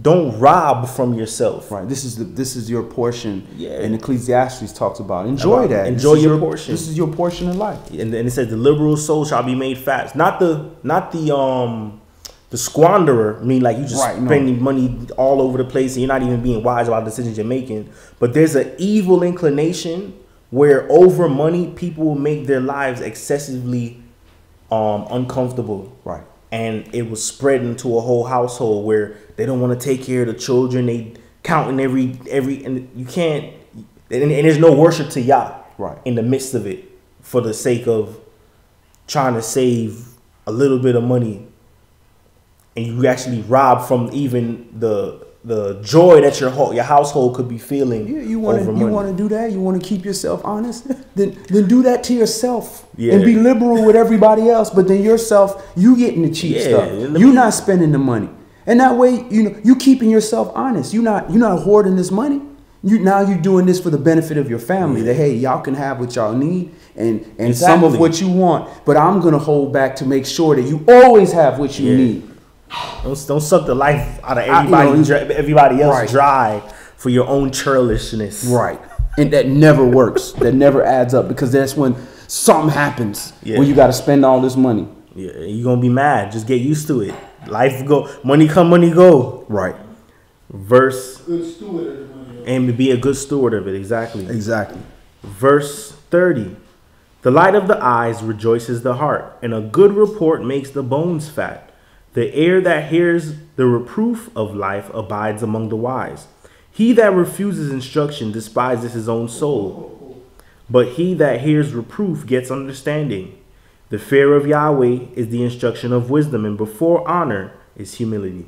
All right. The fear of Yahweh is the instruction of wisdom. And before you receive honor, you have to be humble. Humble yourself to this word and say, listen, I know that I have a lot of talents and I'm good at things and I have, street smarts and I've made it through a lot of situations, but I'm humble enough to know that I don't truly understand righteousness. So let me, I've been shaped based upon Babylon. Some of it is good. A lot of it is bad. So for me to figure out what is bad, let me find out what is adverse, what is adversary unto the Most High and his righteousness. And then I will receive honor for doing so, because I'm showing faith that beyond what I've done with my own eyes and in my own hands, I'm putting faith in your word that it's going to give me the reward, the treasure in the latter end. And this fear of Yahweh is the instruction of wisdom. Because now you're able to take instruction and gain wisdom, knowledge, and understanding, because you understand why I need all of this. This is to give glory unto the Most High. This is to keep reverence, a healthy respect. The duty of man is to what? Whole duty of man. Keep the commandments. And fear Elohim. And keep the commandments. All right. All right, let's go on to Hosea chapter 4 and see how important this knowledge is. There's something you said that was real key just now. Being shaped in Babylon. Even when it comes to what we think is right, it be just there's a way that seems right unto a man, but it leads unto death, like how Proverbs says. So there's being shaped in Babylon. There's ways that we think is right. That's according to the Babylonish way that we were taught. Right. And our discernment and our understanding is perverted. So a lot of the time, in order to think clearly, we just have to take a step back and shut off from the world. Go on a fast from everything Babylon has been pushing daily, whether it be the music, the TV shows, social media, Facebook, IG.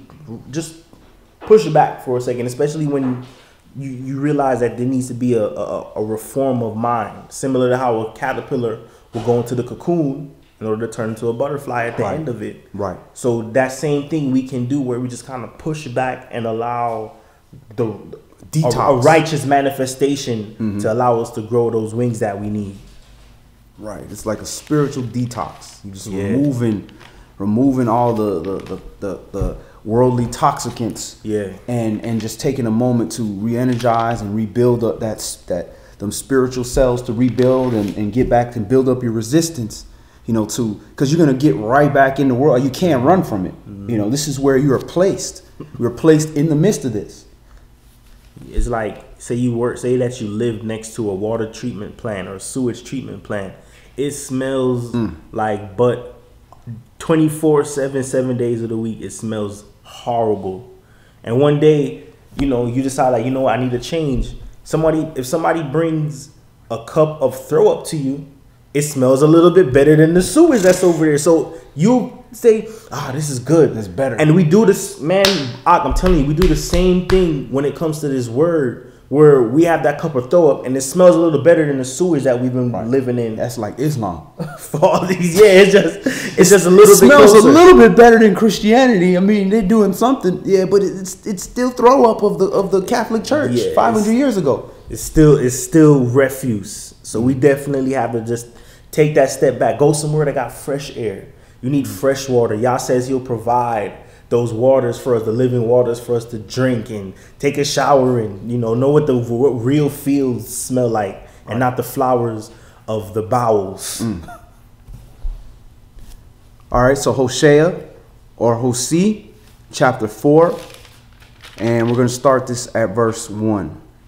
Hear the word of Yahweh, you children of Yasharal, for Yahweh has a controversy with the inhabitants of the land, because there is no truth, nor mercy, nor knowledge of Elohim in the land. By swearing and lying and killing and stealing and committing adultery, they break out, and blood touches blood. Therefore shall the land mourn, and everyone that dwells therein shall languish. With the beasts of the field, and with the fowls of heaven, Yea, the fishes of the sea also shall be taken away. So that's Hosea chapter 4, and we're at verse 4. Yet let no man strive, nor reprove another, for your people are as they that strive with the priest. Therefore shall you fall in the day, and the prophet also shall fall with you in the night. And I will destroy your mother. All right. So your mother, like the elder was saying in the background, that's the assembly.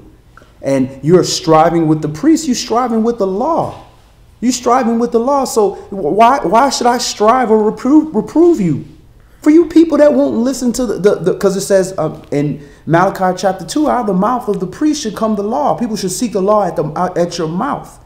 So why should I reprove you? You're completely against the law. So therefore, you're going to fall in that day. And the prophet also shall fall with you in the night, and I will destroy your assembly. Because you're not listening. So your whole body is going to be destroyed. Now, why are they being destroyed? Go to the next verse. My people are destroyed for lack of knowledge, because you have rejected knowledge. I will also reject you, that you shall be no priest to me. Seeing you have forgotten the law of Elohim, I will also forget your children. So now, is he just talking to Levi? You could be no priest, Levi? No, he's talking to the nation. You're a nation of priests. You'll be no more priest to me, seeing that you have forgotten the law of Elohim. I will also forget your children. So we are destroyed for lack of knowledge. Because what? We didn't have nobody giving us knowledge? We were like the nations where knowledge wasn't given unto them the way it was given unto Israel? No, because we rejected this knowledge. We rejected it to this day. Yes, we rejected it when we were in the land and we had the knowledge. So we say, use the excuse, well, white man done put us on these boats and took away our stuff and changed the name to Jesus, and and that's why we're here. No, even when the little bit that we had, we rejected it. So we always use an excuse to blame. Well, who was we going to blame before white man the past few hundred years? When it was melanin people. Well, these Greeks, or these Philistines, these Assyrians, these Babylonians, these Egyptians, these everybody. It's all their fault. But we rejected knowledge because despite any one of these captivities, there was always a remnant. Or else we would never have the word right now. But we rejected it. So that's how important this knowledge is. That we gain this knowledge because the knowledge of good and evil is already out here. So the knowledge of evil is spreading. They're not going to stop that. So we have to go after the knowledge of righteousness because we don't have a choice to receive the knowledge of evil. That's going to be everywhere. But the knowledge of good, we have to seek after that. We have to pursue that with some intention. Verse 7. As they were increased, so they sinned against me. Therefore will I change their glory into shame. They eat up the sin of my people, and they set their heart on their iniquity. And there shall be like people, like priests, and I will punish them for their ways and reward them their doings. For they shall eat and not have enough. They shall commit whoredom and shall not increase, because they have left off to take heed to Yahweh. Whoredom and wine and new wine take away their heart. All right. So they shall eat, not have enough. So they're going to be covetous and gluttonous, but still can't satisfy their fleshly desires. They shall commit whoredom and shall not increase. They'll be doing all this, trying to set up all these different camps and churches and stuff, and can't increase spiritually. Because they have left off to take heed to Yahweh. So they're doing all these things that's supposed to gain them all this stuff, and they're not getting the true growth. Then it talks about whoredom and wine and new wine take away the heart. Now, this whoredom they're talking about, this is talking about spiritual. Anytime they went in here and they talked about whoredom, 90% of the time they're talking about idolatry. And wine and new wine take away the heart. And they're using the carnal example of these things, of physically doing whoredom, sleeping with all these different men or sleeping with all these different women, and getting drunk and gluttonous with this, taking away your heart from making the right decisions. Verse 12. Therefore, verse 12. My people ask counsel at their stocks, and their staff declares unto them. For the spirit of whoredoms has caused them to err, and they have gone a whoring from their Elohim. Can you just go back a second, a couple of words? And I think Brother Jadon will probably have stuff to say about that. And both of y'all, when they said they have their counsel of their stocks. Mm-hmm. Yeah, we're going to get directly right into that. Where the elders asking about here, it says, my people ask counsel at their stocks, and their staff declares unto them. Man, they're having idols. These stocks is what the cross was. When they made straws, their stocks, and then also the wood that they would take to carve out their Asherah poles and all the different things of the idols that they used to make. They went after that. For the spirit of whoredoms has caused them to err. It wasn't the spirit of them sleeping with multiple men or multiple women. It was the spirit that caused them to worship all these other gods. And sleeping with multiple men and women is part of those spirits that come along with worshiping those other gods.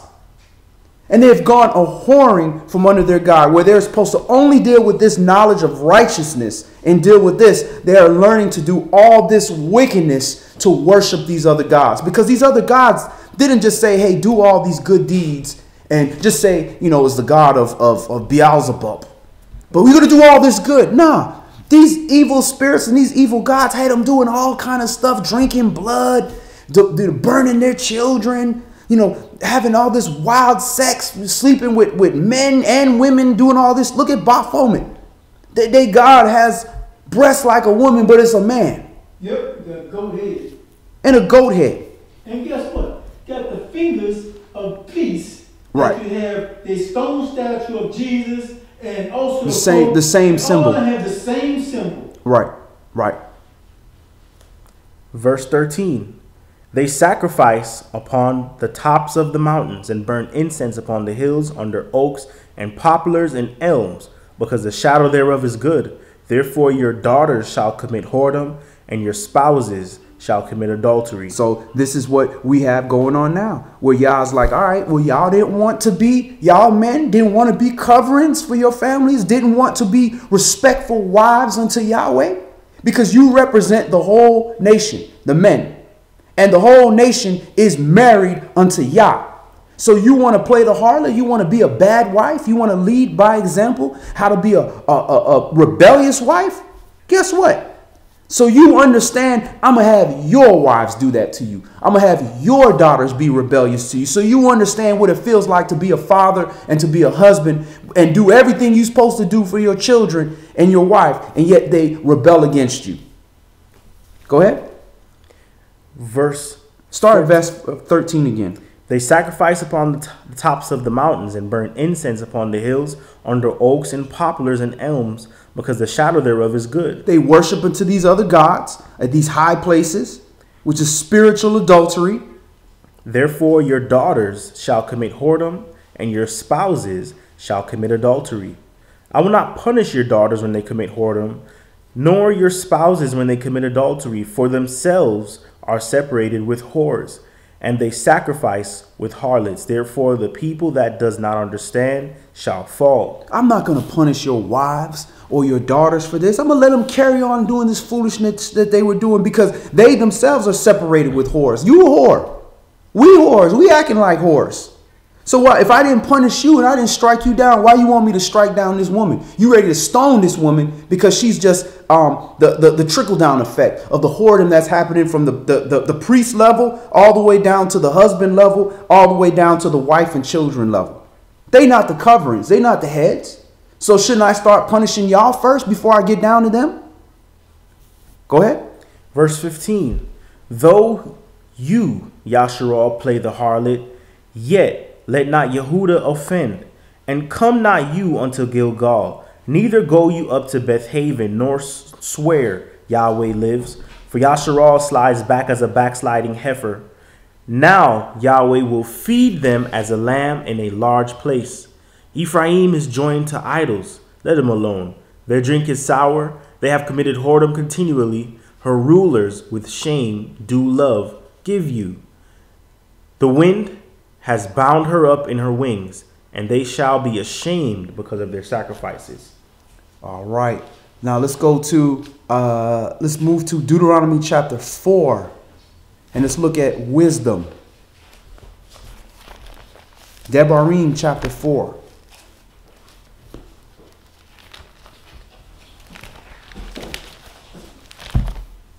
Deuteronomy or Devarim chapter 4.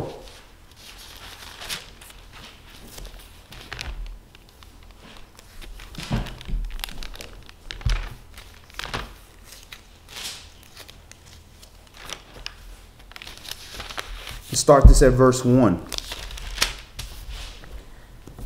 Now therefore, O Yasharal, hearken, O Yasharal, unto the statutes and unto the judgments which I teach you, for to do them that you may live, and go in and possess the land which Yahweh Elohim of your fathers gives you.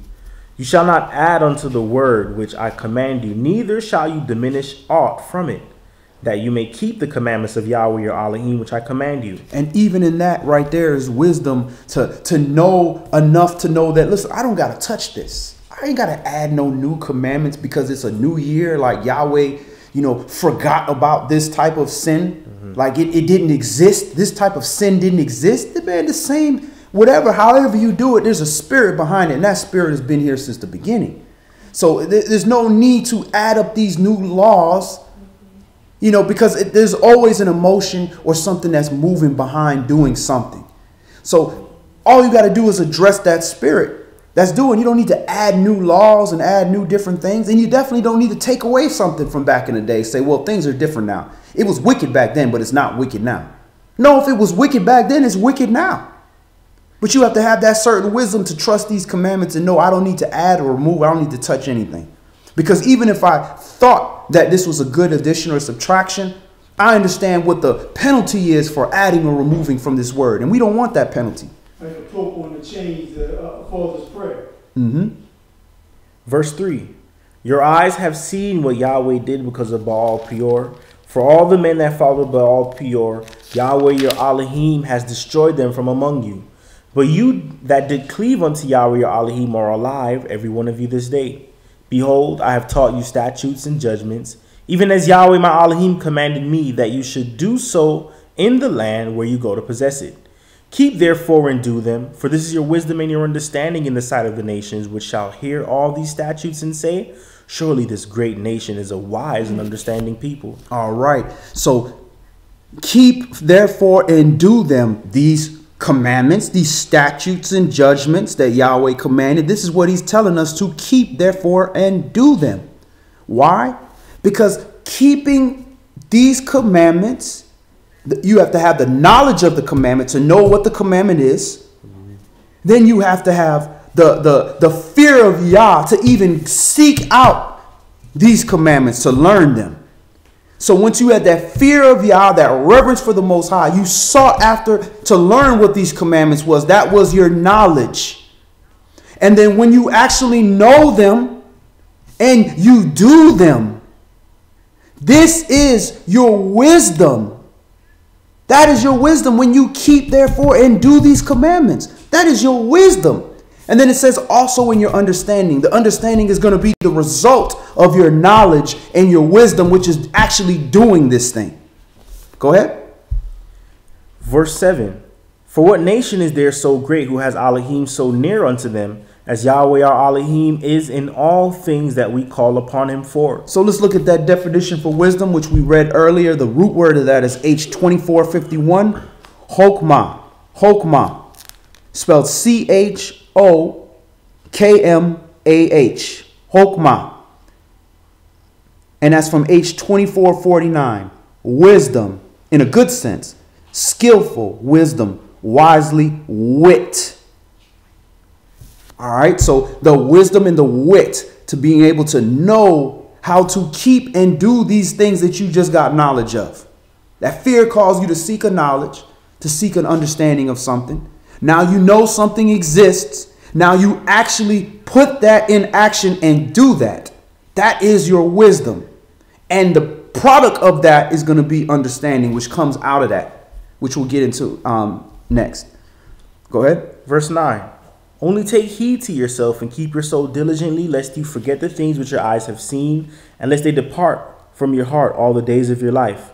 But teach them your sons and your sons' sons, especially the day that you stood before Yahweh your Elohim in Horeb, when Yahweh said unto me, gather the people together, and I will make them hear my words, that they may learn to fear me all the days that they shall live upon the earth, and that they may teach their children. And you came near and stood under the mountain, and the mountain burned with fire unto the midst of heaven with darkness, clouds, and thick darkness. And Yahweh spoke unto you out of the midst of the fire. You heard the voice of the words, but saw no similitude. Only you heard a voice. And he declared unto you his covenant, which he commanded you to perform, even 10 commandments. And he wrote them upon 2 tables of stone. All right. Let's stop right there. Let's take a look at understanding. We stopped that at verse 13. Deuteronomy chapter 4, 1 through 13.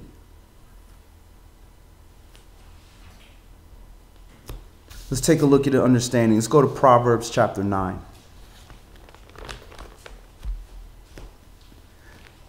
Mishle, Proverbs chapter 9.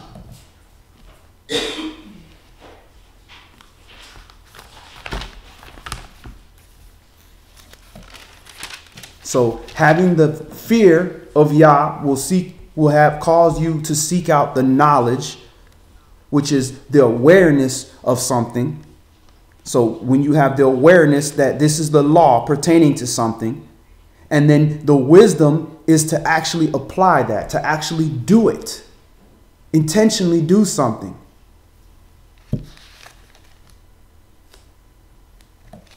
Because you can have all the knowledge in the world of all these commandments, but if you don't have the wisdom to put that in action, to say, hey, you know what? It's wise if I keep these commandments. Then what's the point of having all this knowledge? Just like, what's the point of seeking all this knowledge of other things that has absolutely nothing to do with departing from evil, keeping these commandments? If it's not going to apply in your job some kind of way in your life and produce something for you, whether you're going to make a job out of it, make an income, or you know, be an expert in helping people with this, what's the point of it? Just to have it? That time you putting forth in that, there's so much knowledge of righteousness we don't understand. Proverbs, Mishle, chapter 9.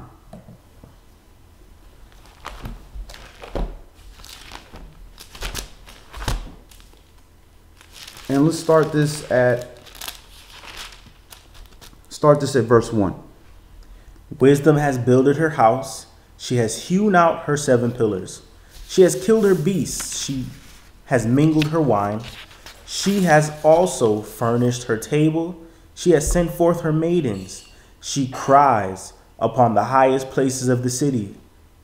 Whoso is simple, let him turn in here. As for him that wants understanding, she says to him, come, eat of my bread, and drink of the wine which I have mingled. Forsake the foolish, and live, and go in the way of understanding. He that reproves a scorner gets to himself shame, and he that rebukes a wicked man gets himself a blot. Reprove not a scorner, lest he hate you. Rebuke a wise man, and he will love you. Give instruction to a wise man, and he will be yet wiser. Teach a just man, and he will increase in learning. The fear of Yahweh is the beginning of wisdom. All right. So we also know the fear of Yahweh is also the beginning of knowledge. So it's the beginning of knowledge and it's the beginning of wisdom. It all comes out of this reverence for the Most High. It will make you seek out the knowledge of righteousness and seek out the wisdom to use that, to actually apply that knowledge that you received. And then what comes after that? And knowledge of the holy is understanding. So the knowledge of Kodash, holy. Let's look at understanding. The word for understanding is binah, binah, which is H998, binah, spelled B-I-Y-N-A-H, binah. And that's from H995, understanding, knowledge, the meaning of something, perfectly, understanding wisdom. So when you're understanding the meaning, what is the meaning behind applying this? The wisdom is to know I need to use this. And the meaning behind that, why I should do that, is your understanding. And that comes from the knowledge of holy. When you have the knowledge of that this is what's going to make me Kodesh, which is H69:1, H69:18. Kodash, which is sacred.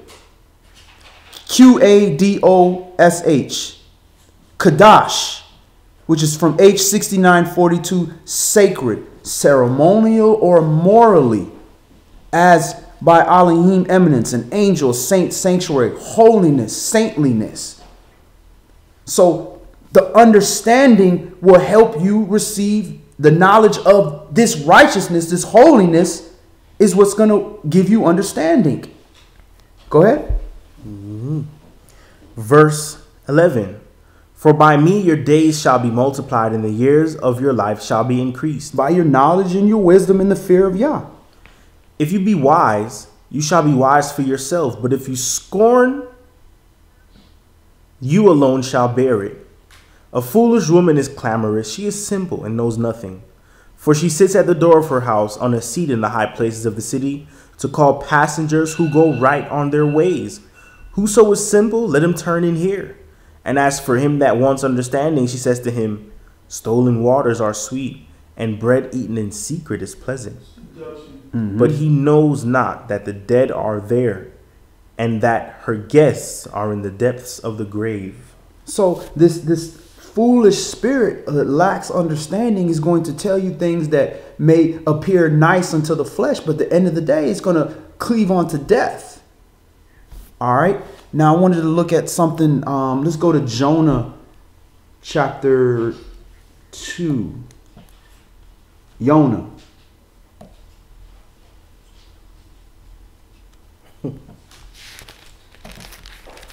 So the knowledge of holiness. Jonah chapter 2. I found that Sirach verse I was talking about right. being liberal. Where was it? It's Sirach chapter 14 verse 3 to 10. It says, riches are not comely for a niggard. Well, niggard, it was like I remember somebody we read that's that. It says, riches are not comely for a niggard. And what should an envious man do with money? He that gathers by defrauding his own soul gathers for others, that shall spend his goods riotously. He that is evil to himself, to whom will he be good? He shall not take pleasure in his goods. There is none worse than he that envies himself, and this is a recompense of his wickedness. If he does good, he does it unwittingly, and at the last he will declare his wickedness. The envious man has a wicked eye. He turns away his face and despises men. So it just causes hatred in his heart on all levels. A covetous man's eye is not satisfied with his portion, and the iniquity of the wicked dries up his soul. A wicked eye envies his bread, and he is a niggard at his table. All right. Go back, Sirach what? Sirach chapter 14 verses 3 to 10. And I think niggard is like someone that's like cheap or, churlish, and like you said, like how the scripture says, not in this form. The one niggard is like similar to like Proverbs, or it's like the tender mercies of the wicked are cruel. Right. So even the little bit that he's spending is like pissing him off, so it's saying here like he's envious of his own self. Like even if he spends it, he mad at the fact that let's release it. Bro, that's the mentality of Scrooge, bro. Yeah. You understand? So basically, your heart is blackened. Right. That's Sirach, a book in the Apocrypha. Being niggardly. Niggar. Interesting. All right. Actually, we need to go to Job real quick. I just wanted to read something in Job real quick. Job chapter 28. No. Oh, Job? I thought you said it was Jonah. No, I know. I'm moving to Job. All right. Job chapter 28.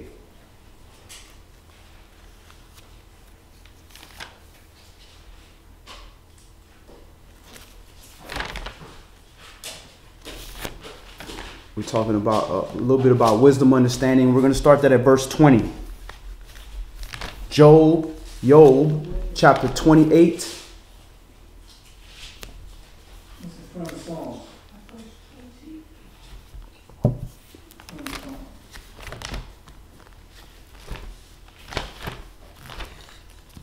He said Job chapter 20, 28. 28. And we're going to start that at verse 20. So we saw that the knowledge of the holy is wisdom. And it leads to the knowledge of holiness leads to wisdom and understanding. Job chapter 28, verse 1. Surely there is a vein for the silver and a place for gold where they refine it. You said, Job chapter 28, verse 20. starting at verse 20. Job chapter 28, we're starting at verse 20. Where then comes wisdom? And where is the place of understanding, seeing it is hid from the eyes of all living and kept closed from the fowls of the air? Destruction and death say, we have heard the fame thereof with our ears. Elohim understands the way thereof, and he knows the place thereof. For he looks to the end of the earth and sees under the whole heaven, to make the weight for the winds, and he weighs the waters by measure. When he made a decree for the rain and a way for the lightning of the thunder, then he did see it and declare it. He prepared it, yea, he searched it out. And unto man he said, behold, the fear of Yahweh, that is wisdom, and to depart from evil is understanding. All right. So this fear of the Adonai, fear of Yahweh, that is wisdom. That is going to make you apply these things that you have sought knowledge for. This word that you're studying, that you're taking the time to learn and to read and to absorb. That fear of Yah, that Yahweh of Yah is going to give you that wisdom. And once you have this wisdom, the next level is to use that you're actually doing the commandments, but you're doing it with the mind frame to depart from evil. So you're taking it another level. If we take it down to the martial arts level, you know, I have a fear. I want to learn how to defend my family. I want to have this understanding that practicing those moves, I now have a knowledge of how to move my body in a certain way, how to judge somebody else's movements. I know how to do that. Then I practice it, actually put it in place, and develop a wisdom where I'm applying these moves and learning that the body moves this way and I need to move that way. And I've done it and I'm seeing the results of that. And through the results of that, I realize, okay, now I have understanding. I know how to use this to avoid conflict. I know how to use this to help somebody. I know how to use this to protect myself. I know when to apply this to depart from evil. Sometimes I need to destroy to depart from evil. Other times I need to build up to depart from evil. But I understand why I'm utilizing this wisdom. Where did you stop reading? We finished the whole chapter. We stopped at verse 28. All right, let's look at counsel now. And then in Proverbs chapter 3, it also talks to lean not to your own understanding. Lean not into your own way of trying to do what you think is good. Don't trust that. Your own understanding of how things work, don't trust that that's being shaped by the society that we are injected into. We haven't been injected in our own society where we have been brought up in righteousness. So don't lean onto that. You need to validate your own understanding with the understanding of this word to depart from evil. Sometimes it may be aligned, sometimes it may be off. But don't trust that. And that's what Proverbs, Mishlei chapter 3 goes into. So now we're going to look at counsel. Let's go into Leviticus chapter 19.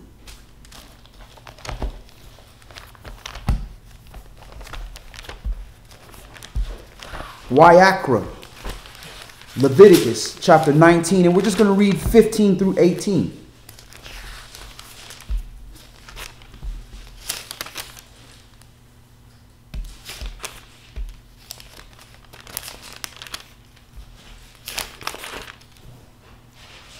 Leviticus, Wyakra, chapter 19 and verse 15. Okay.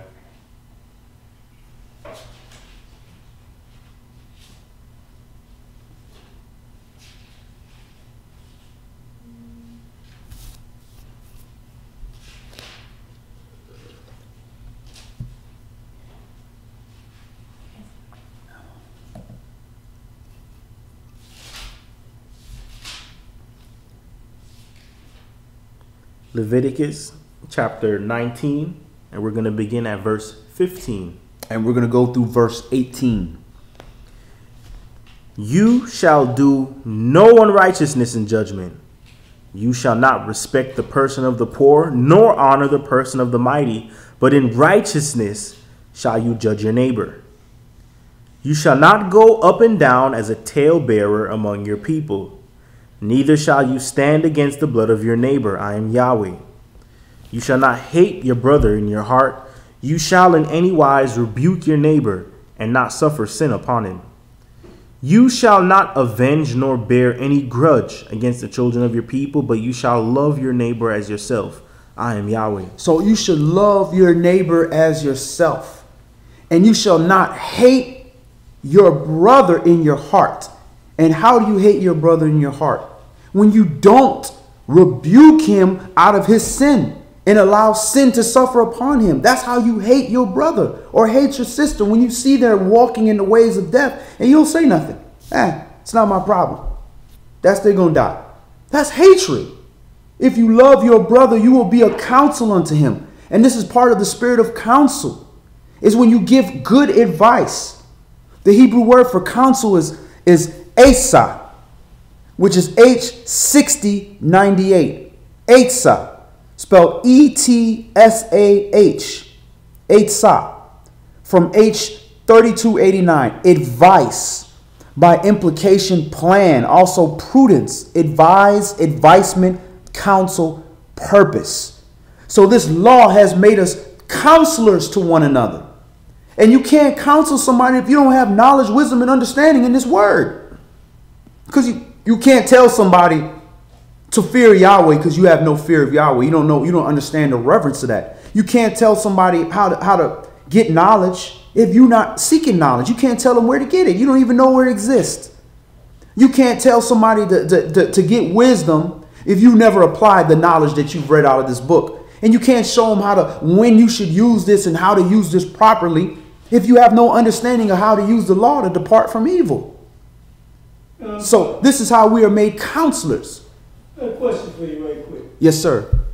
Verse 18. Mm-hmm. Are people using the last part of that verse as the commandment of Yeshua? Mm-hmm. See, this is what I think that, and I don't want to be in error on it, but Mm-hmm. they separated that law when it came out of Yeshua's mouth, but don't realize that he combined all those laws together when he said, love your brother as you love yourself. Mm-hmm. The two greatest commandments. That's Love right. Yah with all your heart and all your soul, mind, and strength.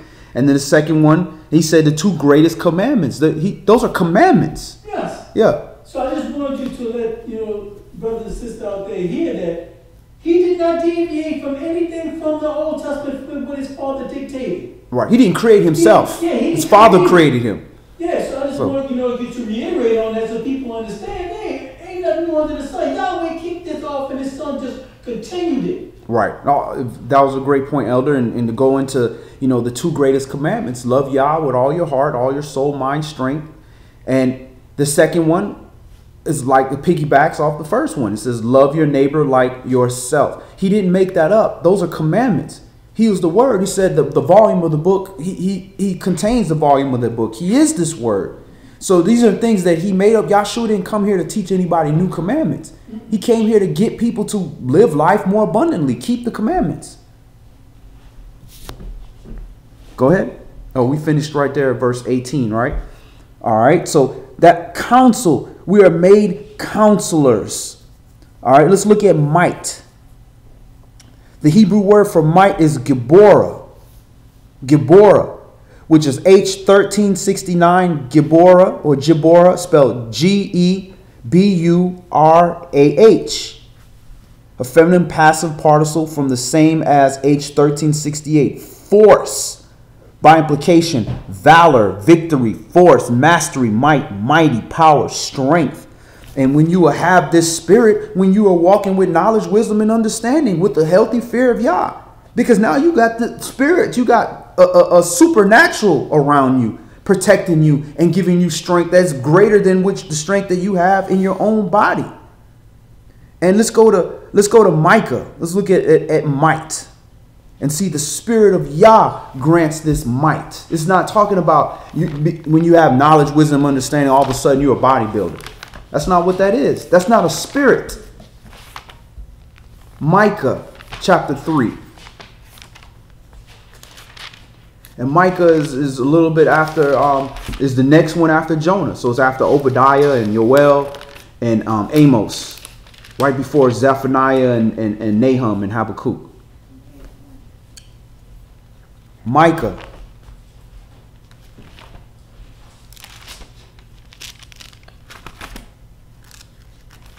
What chapter? chapter 3. Micah chapter 3.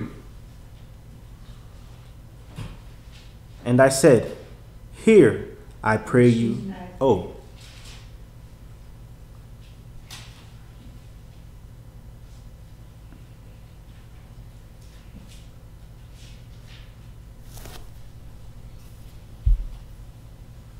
Micah chapter 3 and verse 8.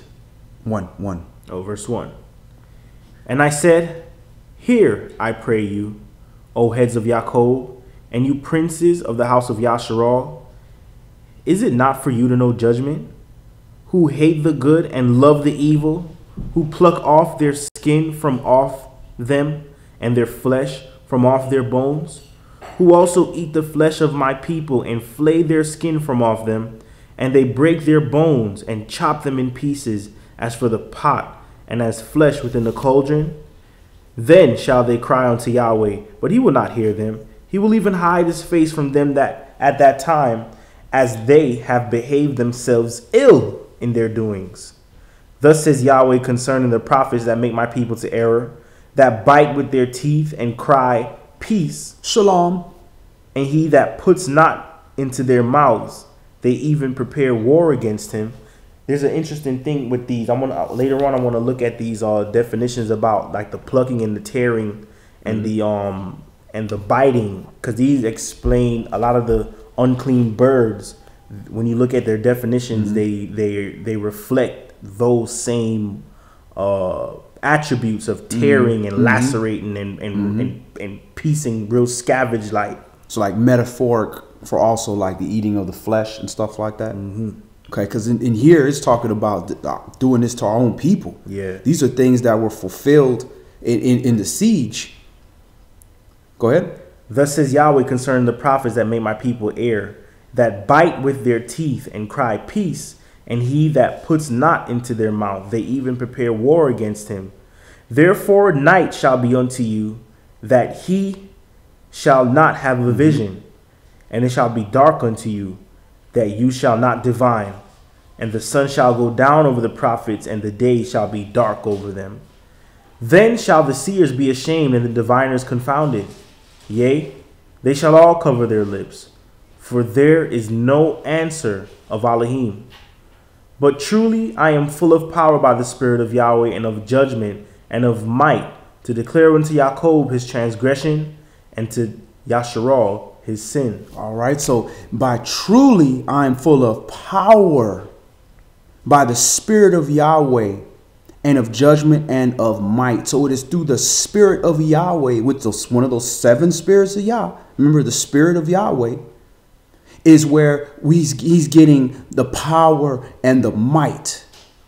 And he's declaring unto Jacob his transgression, and to Yasharal his sin. That might gives you that power and that strength through the Spirit of Yahweh to be counseled, to tell your brother or sister the transgression and the sin of them. And that goes with Jeremiah, where he said, man, don't be afraid of their faces. I know you a young man coming before elders and having to accuse these people of certain things, but I will be with you. I will give you that power. I will give you that might.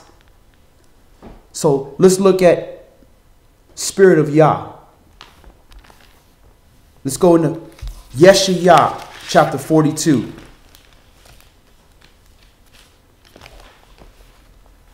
Isaiah chapter 42. And we're just going to read 1 through 9. And then we have one more reading for the conclusion. Yeshayah, Isaiah chapter 42. And we're going to read 1 through 9.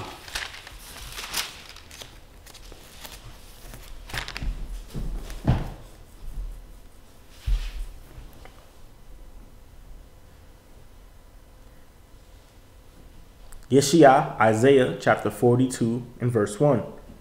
Behold my servant, whom I uphold, my elect, in whom my soul delights. I have put my spirit upon him. He shall bring forth judgment to the Gentiles. He shall not cry, nor lift up, nor cause his voice to be heard in the street. A bruised reed shall he not break, and the smoking flax shall he not quench. He shall bring forth judgment unto truth. He shall not fail nor be discouraged till he have set judgment in the earth, and the isles shall wait for his law. All right, so this is talking about the Mashiach here. His elect, in whom his soul delights. I have put my spirit upon him. He shall bring forth judgment to the Gentiles. What's going to bring forth judgment to the Gentiles? This word.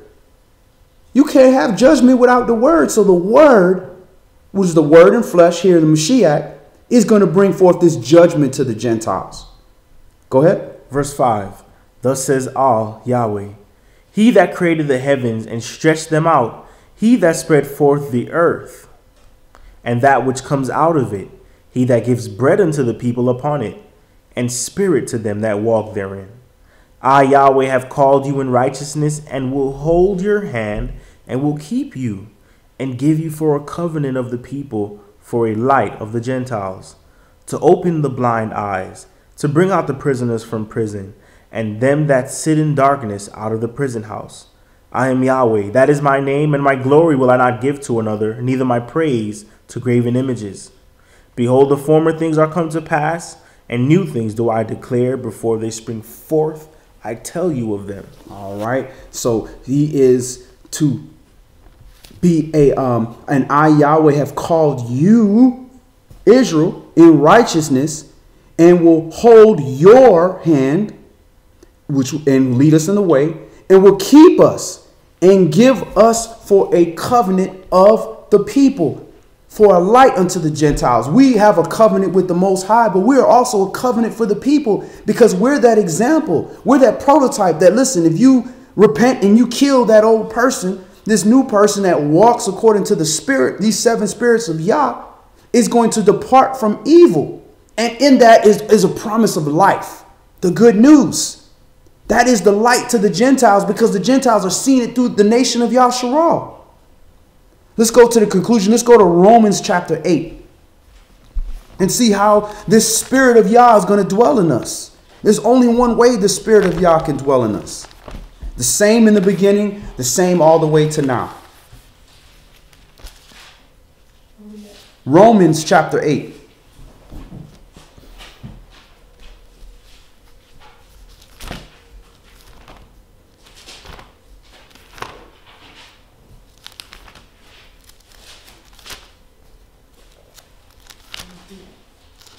Romans chapter 8, and we're going to read verses 1 through 14 for the conclusion.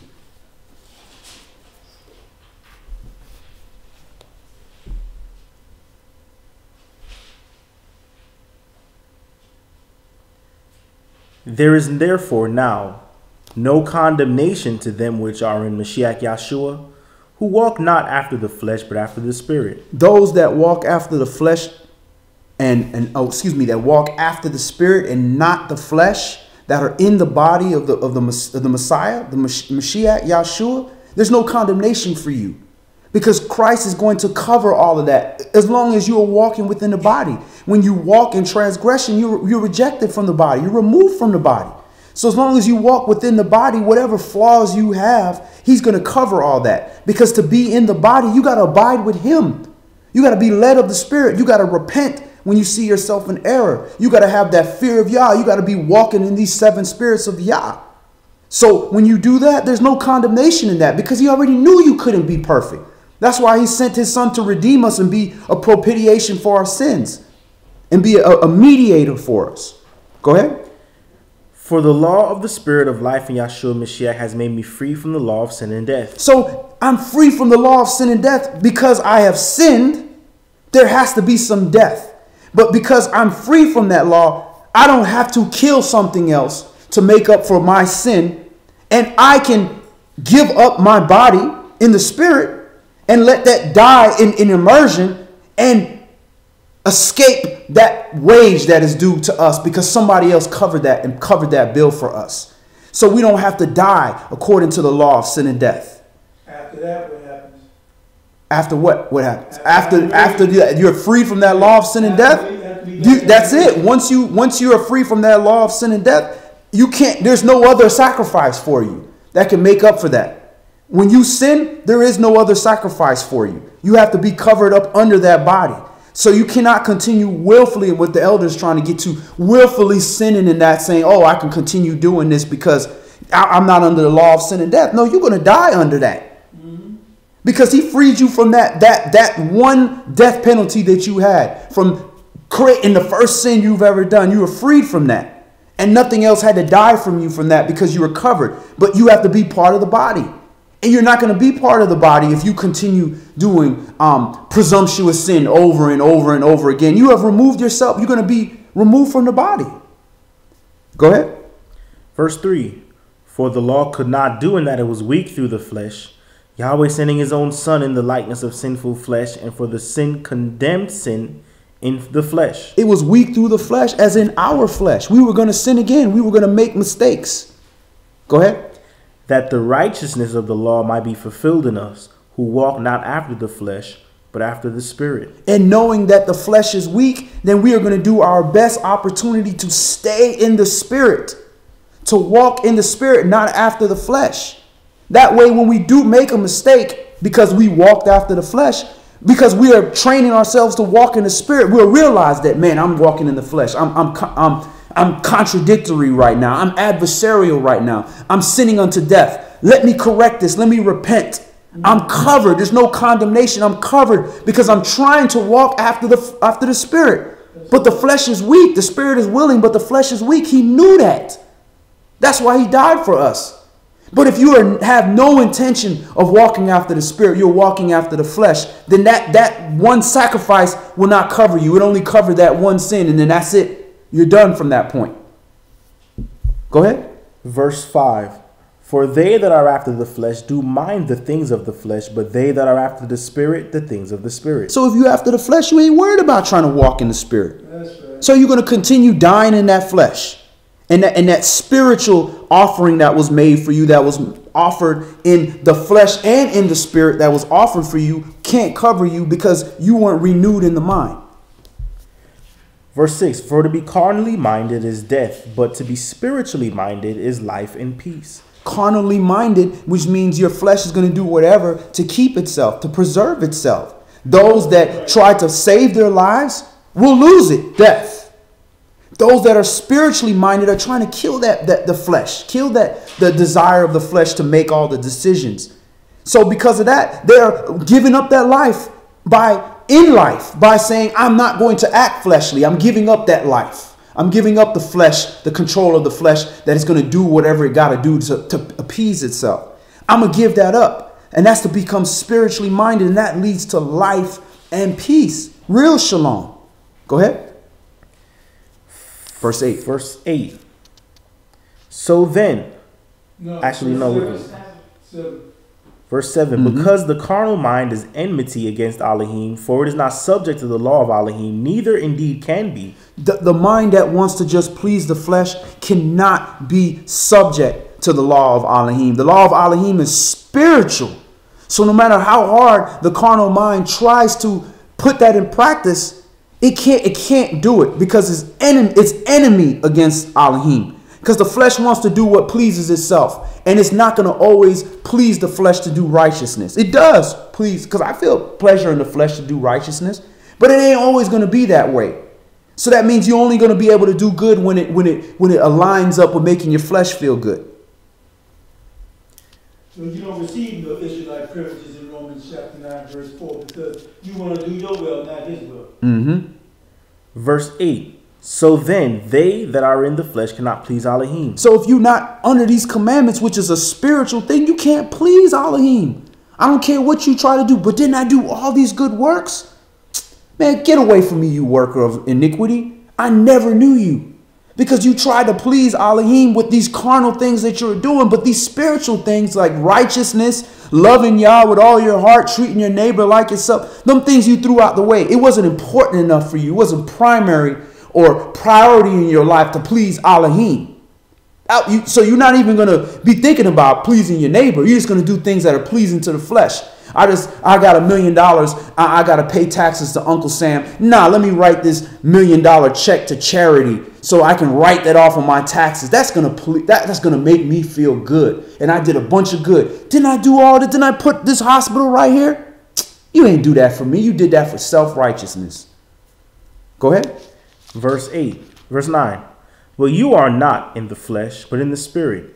If so be that the spirit of Elohim dwell in you. Now, if any man have not the spirit of Mashiach, he is none of his. And if Mashiach be in you, the body is dead because of sin, but the spirit is life because of righteousness. But if the spirit of him that raised up Yahshua from the dead dwell in you, he that raised up Mashiach from the dead shall also quicken your mortal bodies by his spirit that dwells in you. Therefore, brethren, we are debtors, not to the flesh, to live after the flesh. For if you live after the flesh, you shall die. But if you through the Spirit do mortify the deeds of the body, you shall live. For as many as are led by the Spirit of Elohim, they are the sons of Elohim. All right. So for as many that are led by the Spirit of Elohim, are led by the Spirit of Yah, that is what makes you the sons and daughters of Elohim, because you hear the spiritual instructions. You went through the process of fearing Yah, which is having a healthy respect and reverence for the Most High where it belongs. Then you have knowledge. You start to gain knowledge of how to have that respect of the Most High, how to reverence him. Then that knowledge now moves into wisdom, where you know how to apply that knowledge. I'm actually going to use it. I'm actually going to keep these commandments. I'm doing it. I'm keeping the Sabbath day. I knew there's a Sabbath day. I know when the Sabbath day is. I reverence the Most High. I'm going to keep this Sabbath day.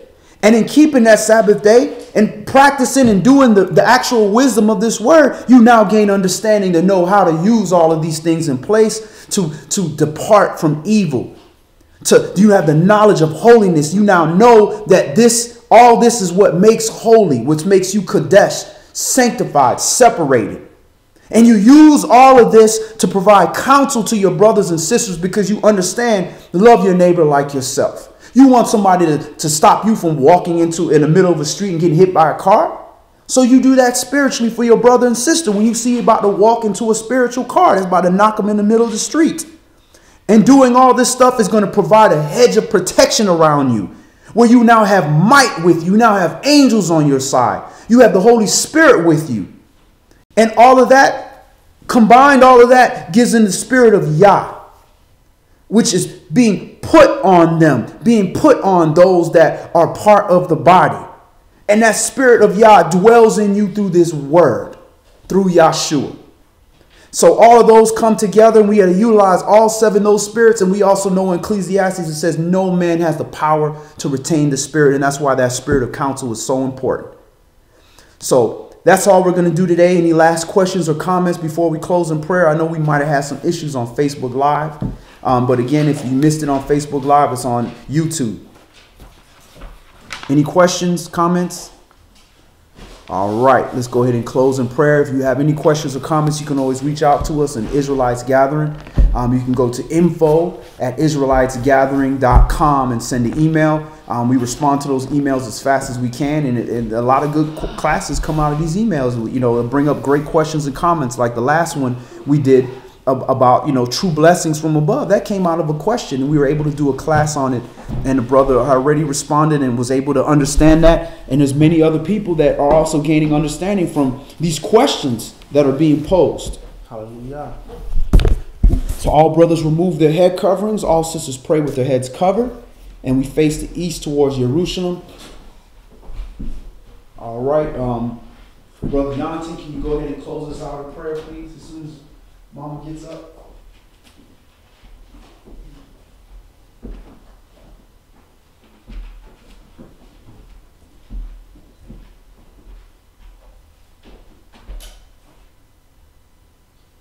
Heavenly Father, Yah, the great Elohim of all spirits and lights and all creation, O Yah, We bless you this day, for all this goodness that you bestowed upon us, Yahweh, showing us favor to allot time in our lives for us to come and sup with you and gather around your word and hearing the righteousness of all your precepts, O Yah, teaching us how to follow your way and walk the path that you've placed before us, Yahweh. Yahweh, I pray that you continue to open our ears unto wisdom, open our ears unto understanding, and open our hearts, Yahweh, to have love and care for our brethren and sisters, Yahweh. Teach us forgiveness, teach us kindness, Yahweh. Teach us also righteous judgment, Yahweh, not to esteem people for material things, Yahweh, but esteem them for the contents of their heart and the trueness of the person that they are, oh Yah. We thank you, Yahweh, and we pray you continue to set our feet on level ground, that all our steps may be firmly planted walking towards you, Yahweh. In the name of Yahshua we pray. Amen. Amen. Screen look weird. Yeah, you can't see any of that stuff.